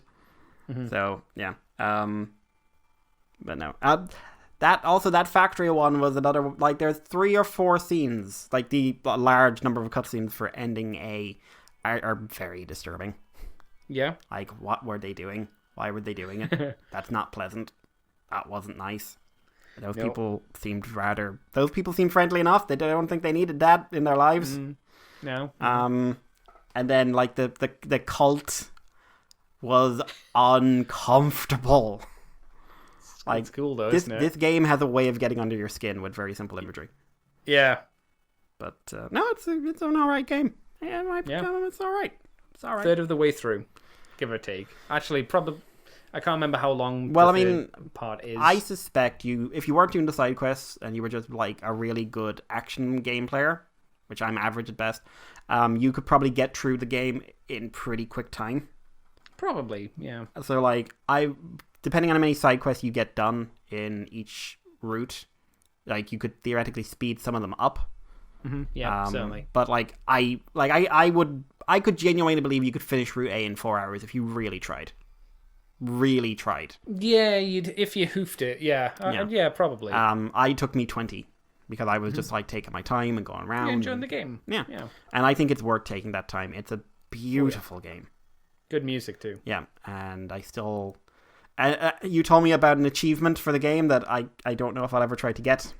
Oh, the one where you upgrade every single weapon. No, that one I might try to get. No, Mikey, don't. It's such a pain in the ass to grind for those. You get a boss fight out of it, though. Things. From what I understand. Do you get a boss fight? I can't remember. Apparently. I know that there is a secret boss fight which I didn't do because I finished the game. Oh fuck! You're just like, I am traumatized.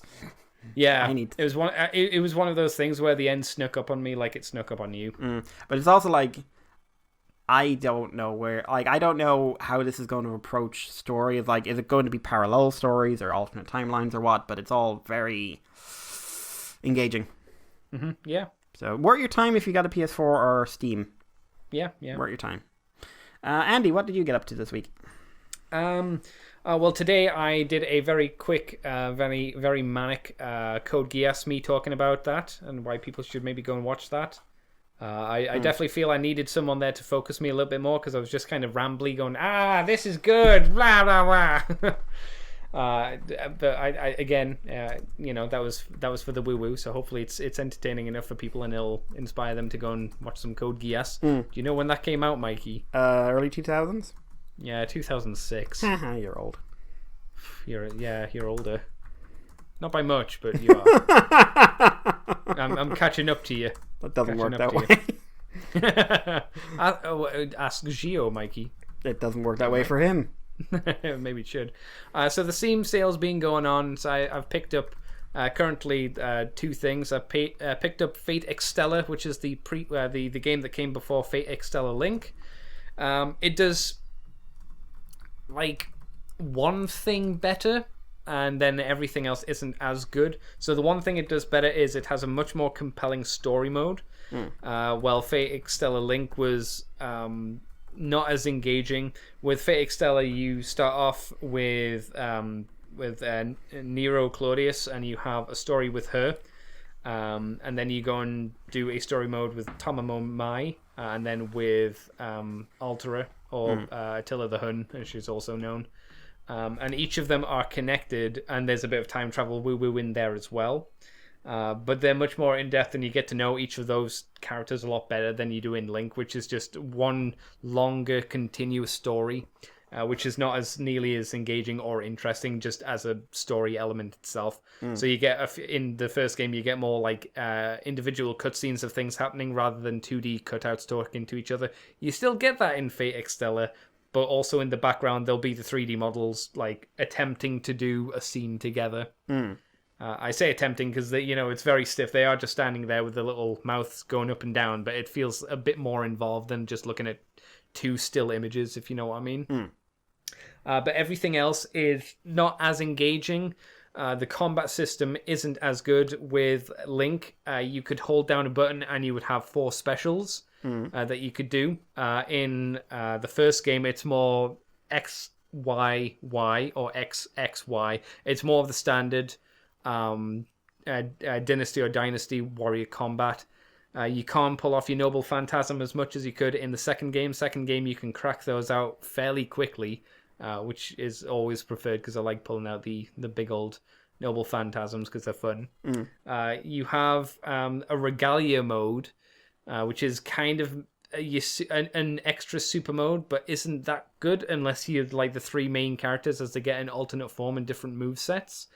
And obviously it's got a lot less in the variety of characters, so it's much more condensed, and the graphics are not nearly as good, again, because it's older, and it was primarily made for a portable game system, while Link was, again, portable game system, but much, like, the step up in graphics is big. I can't remember if it's, like, Extella is PSP, and then Link was PS... What was the one after? PS Vita, wasn't it, afterwards? I believe so. Yeah, I can't remember if it was like 2 different systems that were on different ones, or whether it just got better graphics overall. Maybe they sacrificed the better story mode for everything else being better. I don't know in the second game, but I'm still enjoying it. But it is, I think you get more out of it if you enjoy the Fate series and you are more connected to the characters, even though that this is an alternate timeline. And it doesn't have really anything to do with the anime apart from having the historical and fictional characters in there. I also picked up Bloodstained Ritual of the Night because I hear great things about it and I've been very interested in it for a bit. So do you know much about that, Mr. Mikey? I've heard of it. You've been talking about it, but I don't know a lot about it. Right, so this is done by I think it's either the director or the producer, or he was both, of Castlevania Symphony of the Night. Is that the one that had the... So is it the one that had the Kickstarter? Yes. Okay, I remember that. Yeah, the Kickstarter happened 4 years ago. They raised a decent amount of money. Then, I can't remember when it was, the director did a video and he got a load of comments saying the game looks bad, like visually it didn't look very good. And he was like, right, fuck it, let's do this. And he went back and they tuned up all the graphics. And it's a very pretty game. It is very Castlevania Symphony of the Night. It just feels... I never played that game, but I have watched Mr. George, who we both know. We've played it, and it's that, but improved upon. So it feels like the director's gone back to do a game he really enjoyed doing, but now can do more with it. Well, that was the thing at the time, I remember, because there was a few other... spiritual remakes, like there was a Sonic one, there was a Mega Man one, and the general tone of them was, we're trying to make money off an idea. And then we watched the promo video for that guy, and it was just like, I loved making this, I would like to make another version where I could do more. But the important thing was, I had a lot of fun. Yes, yeah. I suppose the difference with you, I'm assuming for the Sonic you mean Sonic Mania. No, it wasn't Sonic Mania, it was something to do with a cat. Big the Cat. No, it wasn't Sonic. It was a Sonic-esque character. Oh, Bubsy? Don't remember the name. Oh, it didn't matter. I suppose it doesn't matter. But yeah. it like marketed itself on, hey, do you remember Sonic? You can play something similar. Yeah, I mean, I've only played like I think about an hour of it so far, but I am enjoying it. It feels good. I'm having to learn that you've got a backdash button. But the problem I'm having is, like, when an enemy is attacking me, I'm usually pressing the direction to run away from them, and then pressing the backdash button, so I'm backdashing into them. I maybe would have liked it if you were holding a direction, it would dash in that direction, or like do a forward roll or something. It's just something I'm going to have to get used to. But there's a lot of interesting mechanics in there, and it is if you like Castlevania games, this is that. I mean, there is a big evil castle that has a load of demons in it. To me, that's Castlevania. That's what this is, but with a bit more of a different story to it. Not massively, but they have set up their own world for it. And yeah, it's enjoyable. There are a lot of weapons, and it seems or sounds like there are a lot of references to things. Mr. Jai told me that there is a reference to Strider in there. You know Strider, Mikey? No, I don't actually. A Nintendo game. He was a ninja from the future. I know very few Nintendo games, if I'm honest. The only reason I was never I a know Nintendo boy. The only reason I know it is because he was in Marvel vs. Capcom 2 and 3 and Infinite. He's a ninja from that game. There's a reference to Shovel Knight in there as well, and some other things as well. So yeah, very, very good game. Very interesting little game. I also had enough points saved up from the Steam sale thing. So I've got a £5 voucher, so I'm either going to use that on Tales of Vesperia, which I've been talking about, or maybe I want to go stupid and go Earth Defense Force 4.1, The Shadow of New Despair. Have you ever played an EDF game, Mikey? No, I haven't. I have to admit. They are marvelously stupid. Marvelously stupid. They're a load of fun and completely idiotic. I really like this one because there are 4 classes in it. You can have a standard ranger, who's just a normal army dude with machine guns. You can have a fencer, who is basically a guy in a small mech suit who uses close range weapons like giant swords to take out giant insects and giant spiders and whatnot, or giant robots. He also carries things like portable anti-aerial high-yield missiles on his back. Right. Which you obviously don't want to, if you're on into a mission under the ground, don't take those with you, or you will kill yourself. There's also, I can't remember her name, but there's a very anime lady with the boobs out, basically, who is the air dancer. She's got jetpack and can fly around and uses energy. Mm-hmm. She was my favorite because I like being able to fly. I think flight is very neat. And then you've got the support guy who can either call in missile strikes, which vary in yield, or he can call in tanks of varying standards. So there might just be a normal tank, or there might be a tank with a rail gun, or he can call down basically a Pacific Rim robot. And it's the size of a Pacific Rim robot as well. Right. And there was this great video I sent to Jason, Mr. Jason Kirk, because I've been stroking his face, being like, "You should buy this game too, because it's fucking dumb." Where the guy has brought in his giant mech, and the aliens swarm him with about 11 or 12 giant robots, but they're not as tall as the Pacific Rim robot. So the guy in the video just looks up and says, "It looks like you're beating up children." To the guy in the suit, as because the giant robot suit doesn't have guns, it just punches things. Yeah. So it's just there swinging its arms, hitting these tiny, smaller giant robots. It's really fun. So I might be getting that in the future, in not too distant future, because both of them are pretty cheap. So we'll see. Have I been up to anything else? I finished off watching Mob Psycho 100 Season 2. Did you like Mob Psycho 100 Season 2? Right. Here's the thing. Yes.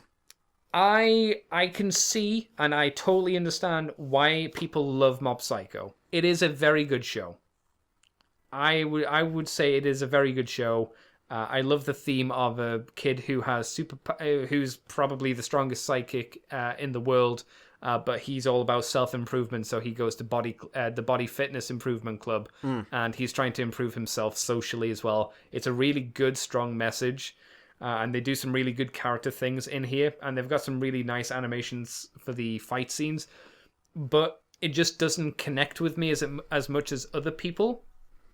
So when I think this is how I felt when I finished the first season as well. I came away, I didn't hate watching it, but I didn't love it. I came away going, that was all right. And I think for a show that I have no connection to still make me come away and go, that's all right, probably shows the strength of the show. If you see what I'm saying. Yeah. So I would recommend people give it a try. You might be like me and it might just not do a lot for you, or you might be more like the majority of people who really connect to it and really enjoy it for that reason, because a lot of hardcore anime people who are on YouTube, who, not the ones I don't like, but the ones I do like, those reviewers say how good it is, and I appreciate and can see why it's good. It just doesn't do it for me.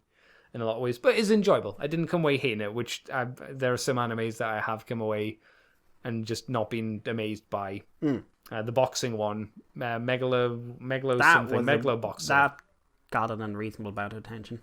Yeah, and I didn't quite understand why, because it was just a boxing anime just with robot arms. But I was Andy like, okay. punching.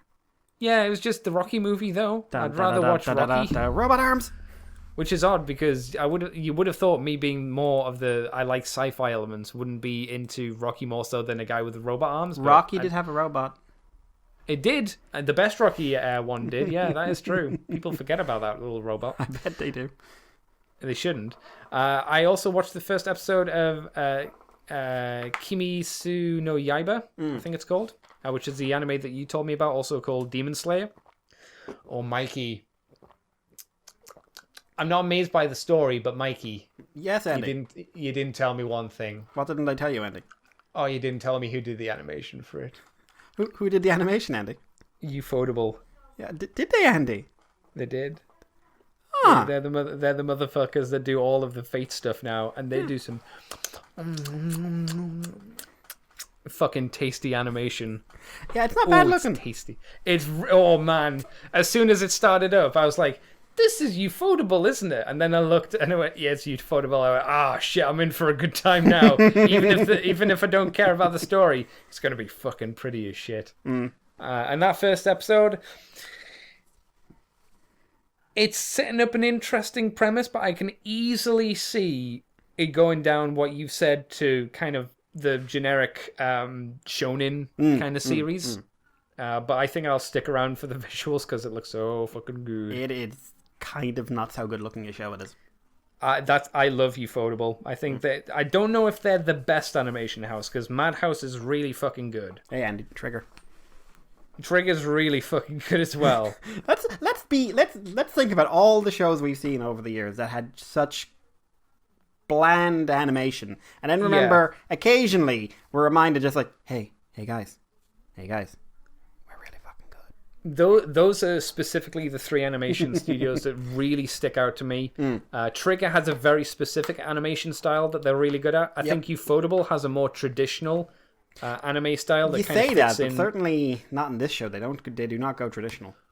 When I say traditional, I mean it looks like an incredibly high end version of what you would expect anime to look like in some ways.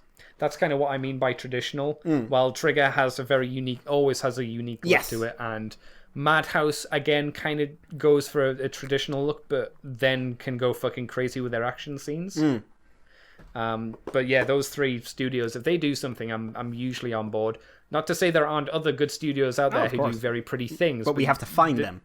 Yeah, and usually they're not doing the action shows; they're doing more slice of life kind of things. Like wasn't Violet in the Evergarden wasn't an action show? No, really, it was. It had action in it, but it was really a post-war story episodic feature, which was beautiful, and very well written.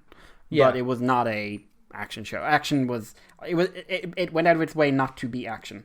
Yeah, and it wasn't done by one of those three, was it? No, I don't believe so. No, I don't think so either. I think those three are the ones that do action Let me see. for the most part, and then there are other studios that do your more dramatic shows, your more drama-based shows, and they also look good. The reason why, at least I don't see them as often, is because I'm a fucking lad who likes to see shit blow up.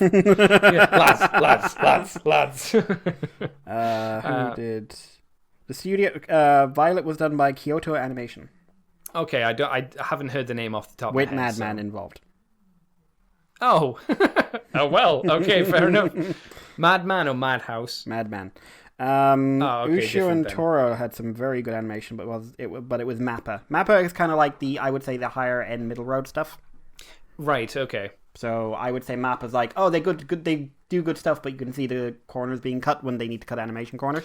Yeah. Whereas, which does happen. Yeah, which is fine. Like you're doing a 30-something episode anime. I'm not going to say, well, I want every single episode to look amazing. I did see in Yatsuba no Yaiba in the foreground, but blurred out was like CG pigeon. I was like, that's fine. It's not that important, but I was like, that's a CG ass pigeon there. They do use CG, but I think they use it well. Yeah, it's usually... It's an enhancement technique. It's in the background, and it's not like really in your face in the background. Yeah. Most of the time, which is how it should be. And they never use it in the action or on the main characters when they're doing something. Or at least not in any severe way. Like Ufotable will do CG, but they'll usually do it for that. It's like dynamic camera kind of swooshes and whatnot, rather than a CG modeled man, for instance, or CG modeled woman. Yes, but hey, Andy, you can still rewatch Berserk. Which one? You know. You could say, to be fair, you could say any of them, and I'd be like, fair enough. Because like I said on the Code Geass podcast as well, I think that although I like the first Berserk, it does not have a budget to it. No, it is. It very clearly has no money. Yeah. As it, so many times it has a still frame and a pan shot of that still frame. So many times. I like it, but it does suffer that problem. But man, I'd take those still frame shots over the clunky clusterfuck of... But Andy, those were still frames. Those still frames were just being moved up and down by hand. Apparently, that studio is doing another anime, but they're not using CGI, and it doesn't look too terrible. I'm going to see what they are. Because I think they were a studio that was brought on because they were brand new and going like, we will use CGI. Yeah, and that was clearly a bad move. I think whenever you hear the term, we'll use CGI for the show, you should go, maybe don't. Yeah. Maybe don't. So the only other thing I've been up to is I've started watching the Magical Girl Madoka movies. How far am I through the first one? 1 hour 30. Fine, Andy. Everything's fine. Trust the cat. Cat is a lovely cat. There's nothing wrong here. Everything's happy. There is no problem with the cat. Yeah. From what I read, because it's been a while since I've watched Madoka Magica, this feels like this first movie, which is called Beginnings, feels like it's very hard keeping to the show. Just a very condensed version. So it's nice to kind of have a recap, but it does feel super compressed. Like a lot of things are progressing really quickly, really, really quickly. And I'm pretty sure from what you've told me, and even you're not entirely sure, and I've heard other stuff that new stuff does happen, whether it's in the second movie or the third movie, I can't remember, but new stuff will happen, so I'm going to persist. And I was kind of interested after watching Jobby insert Figmas into his mouth so many times this week. I was kind of interested to see Madoka again. Weird things drive me. Also, that animation studio did Magnificent Kotobuki, which is a CG show. Right, was it better? The stills look about the same animation style, but I am just looking at stills. But also they seem to have like some scenes which are CG and some like facial animations which are CG and some which aren't. Oh, so they do a mix. Okay. This is weird. But it looks relatively expressive for an anime CG show. So not quite Berserk. What, where the expressions were, yeah. Oh. Like that would have been passable, like, in like 2006-ish time. You would have been like, that's not good, but okay. That's fine. The best you can do with the technology. Yeah, not like... Which is why no one was doing it in 2006. Yeah, not like, it came out like, 2-3 years ago at this point now? 2017? Yeah, something like that. It's like, oof, dear. Never mind. Anyway, I think that's all I've been up to this week. All the exciting stuff. Anyway, all the stuff worth talking about. So, Mikey, where can people find you on the internet if you want them to? You can find me on Twitter as Irish Pillow. You can find me on YouTube as eWolfie3. You can send us feedback if you'd like. You can send it to themoonbase2@gmail.com. You can send it to our Twitter, Facebook, Libsyn, various places. You can also send it to us individually. We love to hear from you guys. And yeah, Andy, what about you? Right, well, first of all, we do have some stuff on Patreon, so I'm going to do that first. I don't think I've got anything else but bar Patreon. I can't see any other messages.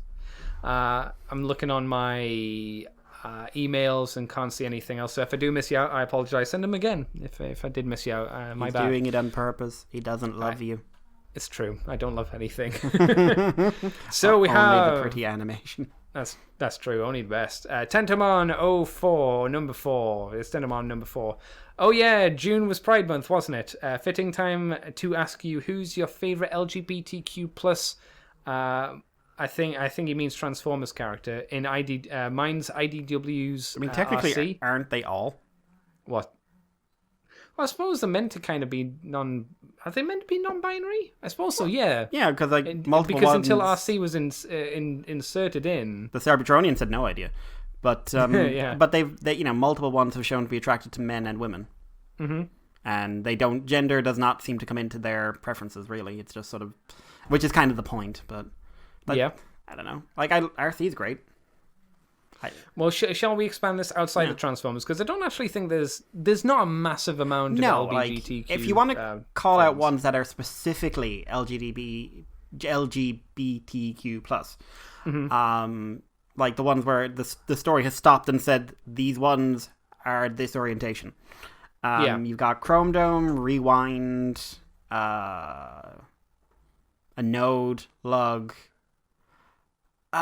You've got a couple of off-screen couples of male, and female. You've got Ratchet and Drift. You've got I said RC and Aileron, I think. Yes. And then if you didn't, you said it now. So yeah. And then basically just like it's everyone else. So you really don't have that many to choose from. No, not a huge amount anyway. Unless you want to go by your cheap method to go, well, technically they're not all non-binary. Yeah, so I like Megatron, RC, Optimus, Grimlock. They're all pretty good. Shockwave is probably the most non-binary because I think he... Oh yeah. Yeah. Wouldn't he be more like asexual because there's nothing sexual about Shockwave. No, there was just like, I am Shockwave. Numbers, math. Yeah. Hey, honey, can you count to 1,200? What? Do it. Do it for me. What? Count to 1,200 for me. Yeah. See, outside of Transformers, I'd probably throw down Bravo from Gaim. I was kind of leaning that way. Yeah, he's fucking great. Badass motherfucker, kicks the shit out of everyone. So cool. He's so much fun. And he can bake the fuck out of everything. Yeah. He's a good baker. Yeah, like, I don't know. He's not like a person in Greg's who will just do your sausage roll up. Like, he'll make like high end, because he was a high end chef in France. Yeah, and a high end member of the French military. That's right. Yeah. Oh yeah, yeah. But and then he shows up in the Knuckle movie, and they're just like, "Oh, you lot are fucked now." Because they're just like, he shows up and just like, oh, "You're here," and just like, "I am here." And I don't wear shirts. He just beats up. He was a big motherfucker as well. I think he might have had something to do with the Digimon theme song. What do you mean? Like the guitar riff. I want to say he might actually have had something to do with that. In what sense? I think he might. I don't know. He's a guitarist. I think he might be. I'm not sure. Someone tell me if I'm wrong. I'm trying to think, like, specifically LGBTQ plus characters in fiction that I really enjoy. Because this isn't me trying to sound like an asshole, but I generally give very little thought to orientation in fiction. Yeah, same. So if a character is like is what, you know, I don't know, gay, lesbian, transgender, whatever, I don't give it a lot of thought unless the story is really focusing on it.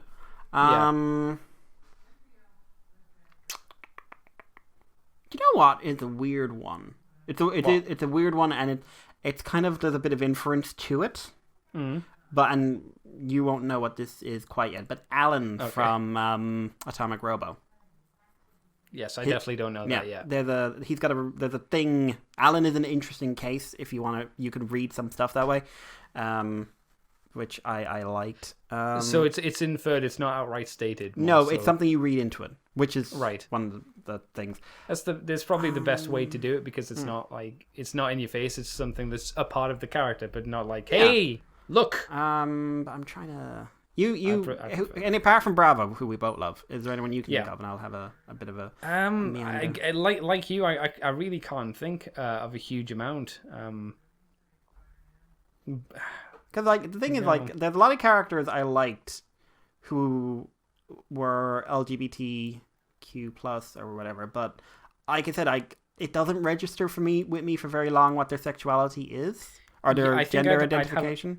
I'd have an easier time if you named them, and I'd go, oh yeah. Yeah, that would be it. That would be it. be Like if better. someone said like, "Oh, did you like XYZ?"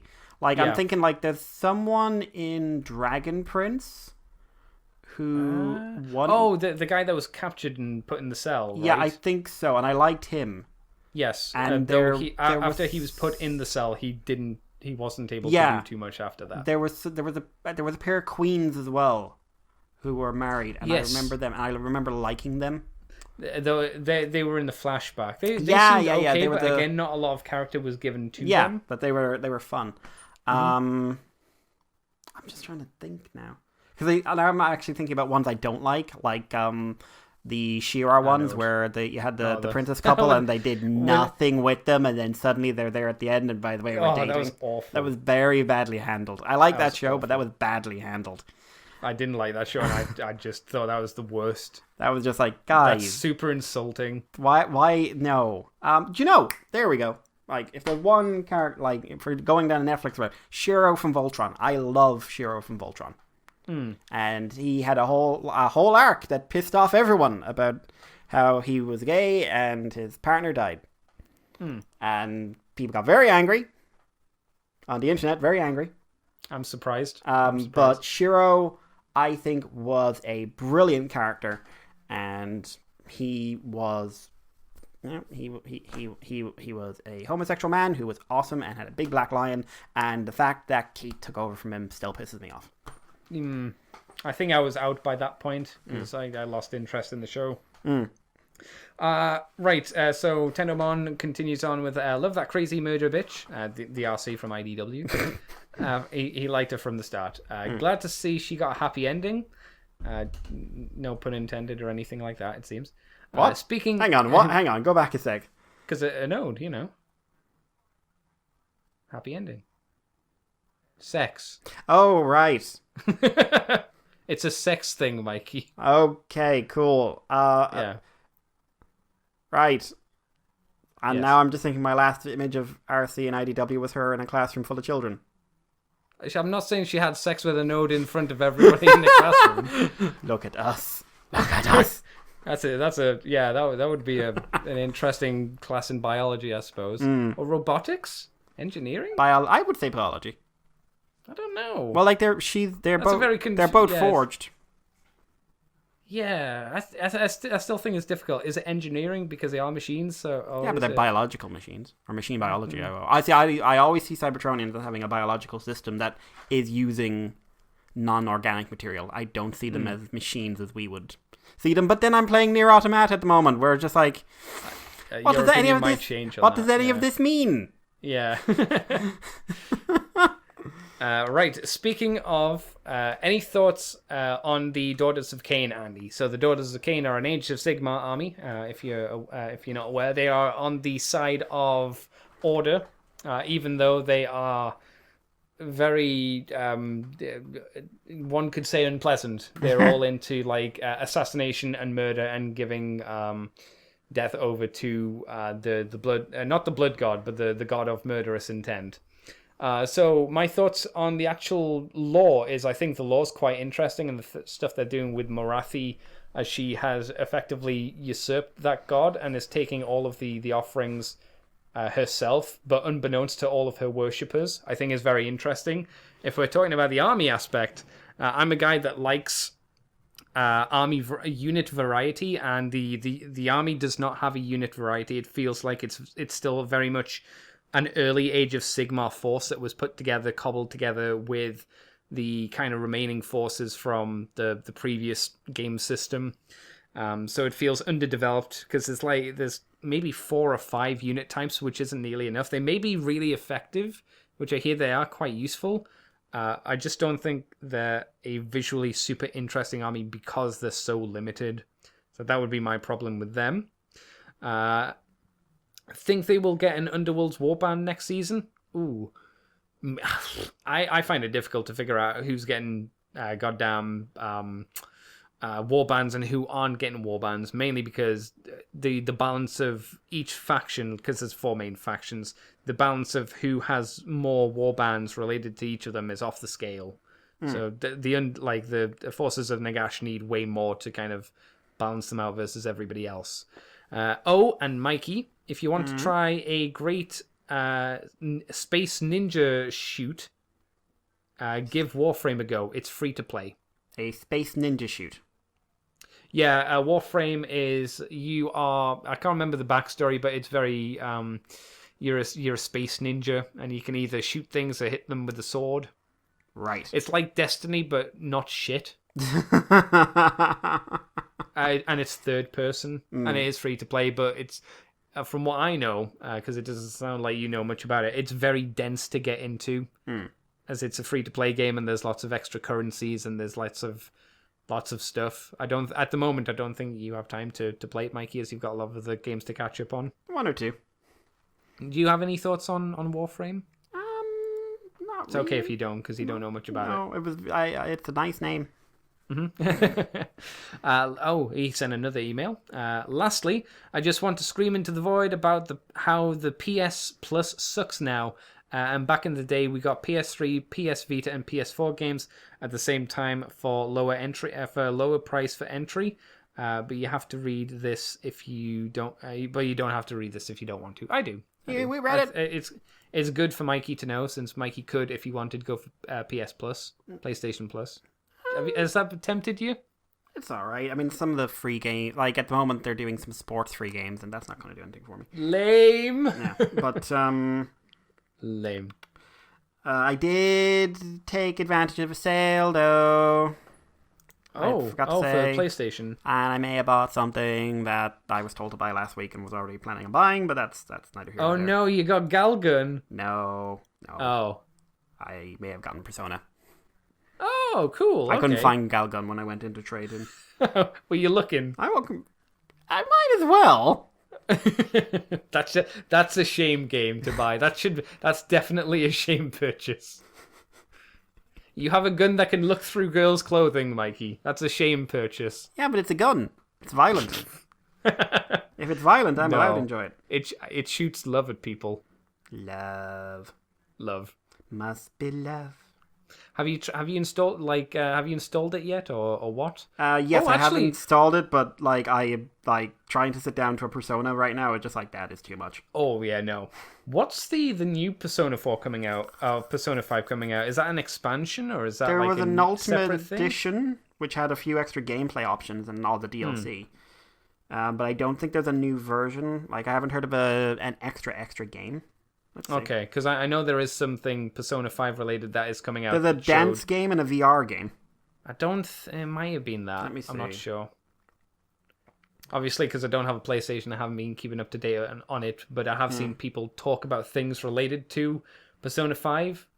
And one of the special moves, it showed dude with a fox mask and dude with a skull mask in a bar, having Mappo ramen together, and then the enemies bust in, and then they pull out guns and shoot them, and that's a move they do together. Yeah. There's a enhanced version, Persona 5 Royal, which is going to be similar to Persona 4 Golden. I think that might be it. Introducing a new thief member, a new palace, new music, and support for the PlayStation 4 Pro graphics. A new social links. New interaction, new plot, an entire third semester. Atlas are doing a mech game at the moment as well. Are they? You know what it is? I'll tell you in 1 second. Oh, tell me now! Because it's Atlas and we love them. We love them because they're Atlas. Where's your game list? The list of Atlas games. Well, specifically, we like the Persona games. I didn't go for Catherine in the end because I was I don't like the look of the gameplay. I like the idea of Catherine, but I will say that the gameplay is very specific. It's tedious. It looked one note because it looked like that was pretty much the game. The story was fun, I will say. Yeah, that looked neat. And the visuals are great. Oh yeah. Man, I remember when that came out around Persona 4 time or after Persona 4. They did kind of fun action art. Yeah, they did Odin Sphere, which is a real fun game. Oh. That's really fun and great story. All I'm seeing, Aegis Rim. 13 Sentinels Aegis Rim. Which is I haven't heard of that. Due out later in the year. I hope it's good. Yep. That is all of our questions. So, Jason also mentioned, because he sent a thing on the woo woo. It says woo woo, but all I can see is another anime to convince Jason to watch. I'm on to you, Millman. Yeah, you know. I mean, Jason, not everything's about you. To be blunt. I mean, there's this sense of elitism going on here, and I'm just saying, like, you're not entitled to our time. We're just watching our shows and talking about them, and if you haven't seen them, then that's your mistake, not ours. Is Jason like really new to anime? He's certainly not on our level. But you ain't playing our game, boy. Boy, get on our level, bitch. Boy. Goddamn, Mikey. Mikey's going on a fucking drive-by tonight. Jesus. Well, you've done where people can find you, so I may as well do where people can find me. You can find me on Twitter, CCTFW, on YouTube as Cobra Commander TFW. You can find this podcast on the Moonbase 2 forums on Twitter, iTunes, Facebook, Libsyn, and YouTube as Moonbase 2 Transformers Podcast. If you head over to patreon.com/moonbase2, you can get for $2 each month the extended version of From the Files Teletran 2, and it goes up a week early. This month's episode will probably go up either tomorrow or maybe Tuesday. Probably Tuesday, just so we're not double loading you with stuff. Yeah. But hopefully, the way that the comics come out, hopefully you should definitely get next month's in that actual month. Yeah, it's just at the moment it's a bit awkward. It looks like once they bring in Galaxy, they will not be doing double books anymore. Or double. Oh, okay. So, like, the book's going to go one issue per month. That'll be a bit easier. Which I think is a little better because it takes a little bit of pressure off us, gives us a bit more room to wiggle. Yeah, no. So that'll be good. So I just wanted to let the people know that. But you do get that a week early. And you can head over to ccbunker.weebly.com and then get all your nonsense and woo-woo from there. So, Mikey, thank you very much for joining me this week. I am here whether I want to be or not. I look forward to pressuring you into giving me more information about how far you're into Nier, while I just sit here in my armchair going, he hasn't got up to there yet. I can't talk about it. I really want to. He can hint at things, and I can just sit here going, that's interesting, isn't it? And know all of the secrets. So hopefully by next week, you'll either have it finished, or you'll at least have playthrough B finished. I'm probably crying. Yes. Oh, man. Man, okay. So until next week, everybody. Why did the little robot have a bucket? He was trying to help his brother, Mikey. Why can I buy a toy of that? Because Yokotaro loves you. No, he doesn't. I know. He does. He's in the game. Mm-hmm. You can fight him in the game, and I feel like I should do it because I feel like he deserves it. Did you get the DLC for it? I did, yeah. Okay, I never bought the DLC, oddly enough, because it's just that. Yeah, it's just that in an arena, but it's like, I'm just sitting there like, I'll get to the end of this game and I'm going to beat the shit out of you. You'll want to. It's like after when you did Green Lantern and you're just like, where's Bruce Timm? Motherfucker, finish the series. Bring Aya back, bitch. Until next week, everybody. Take care, kids. Yeah.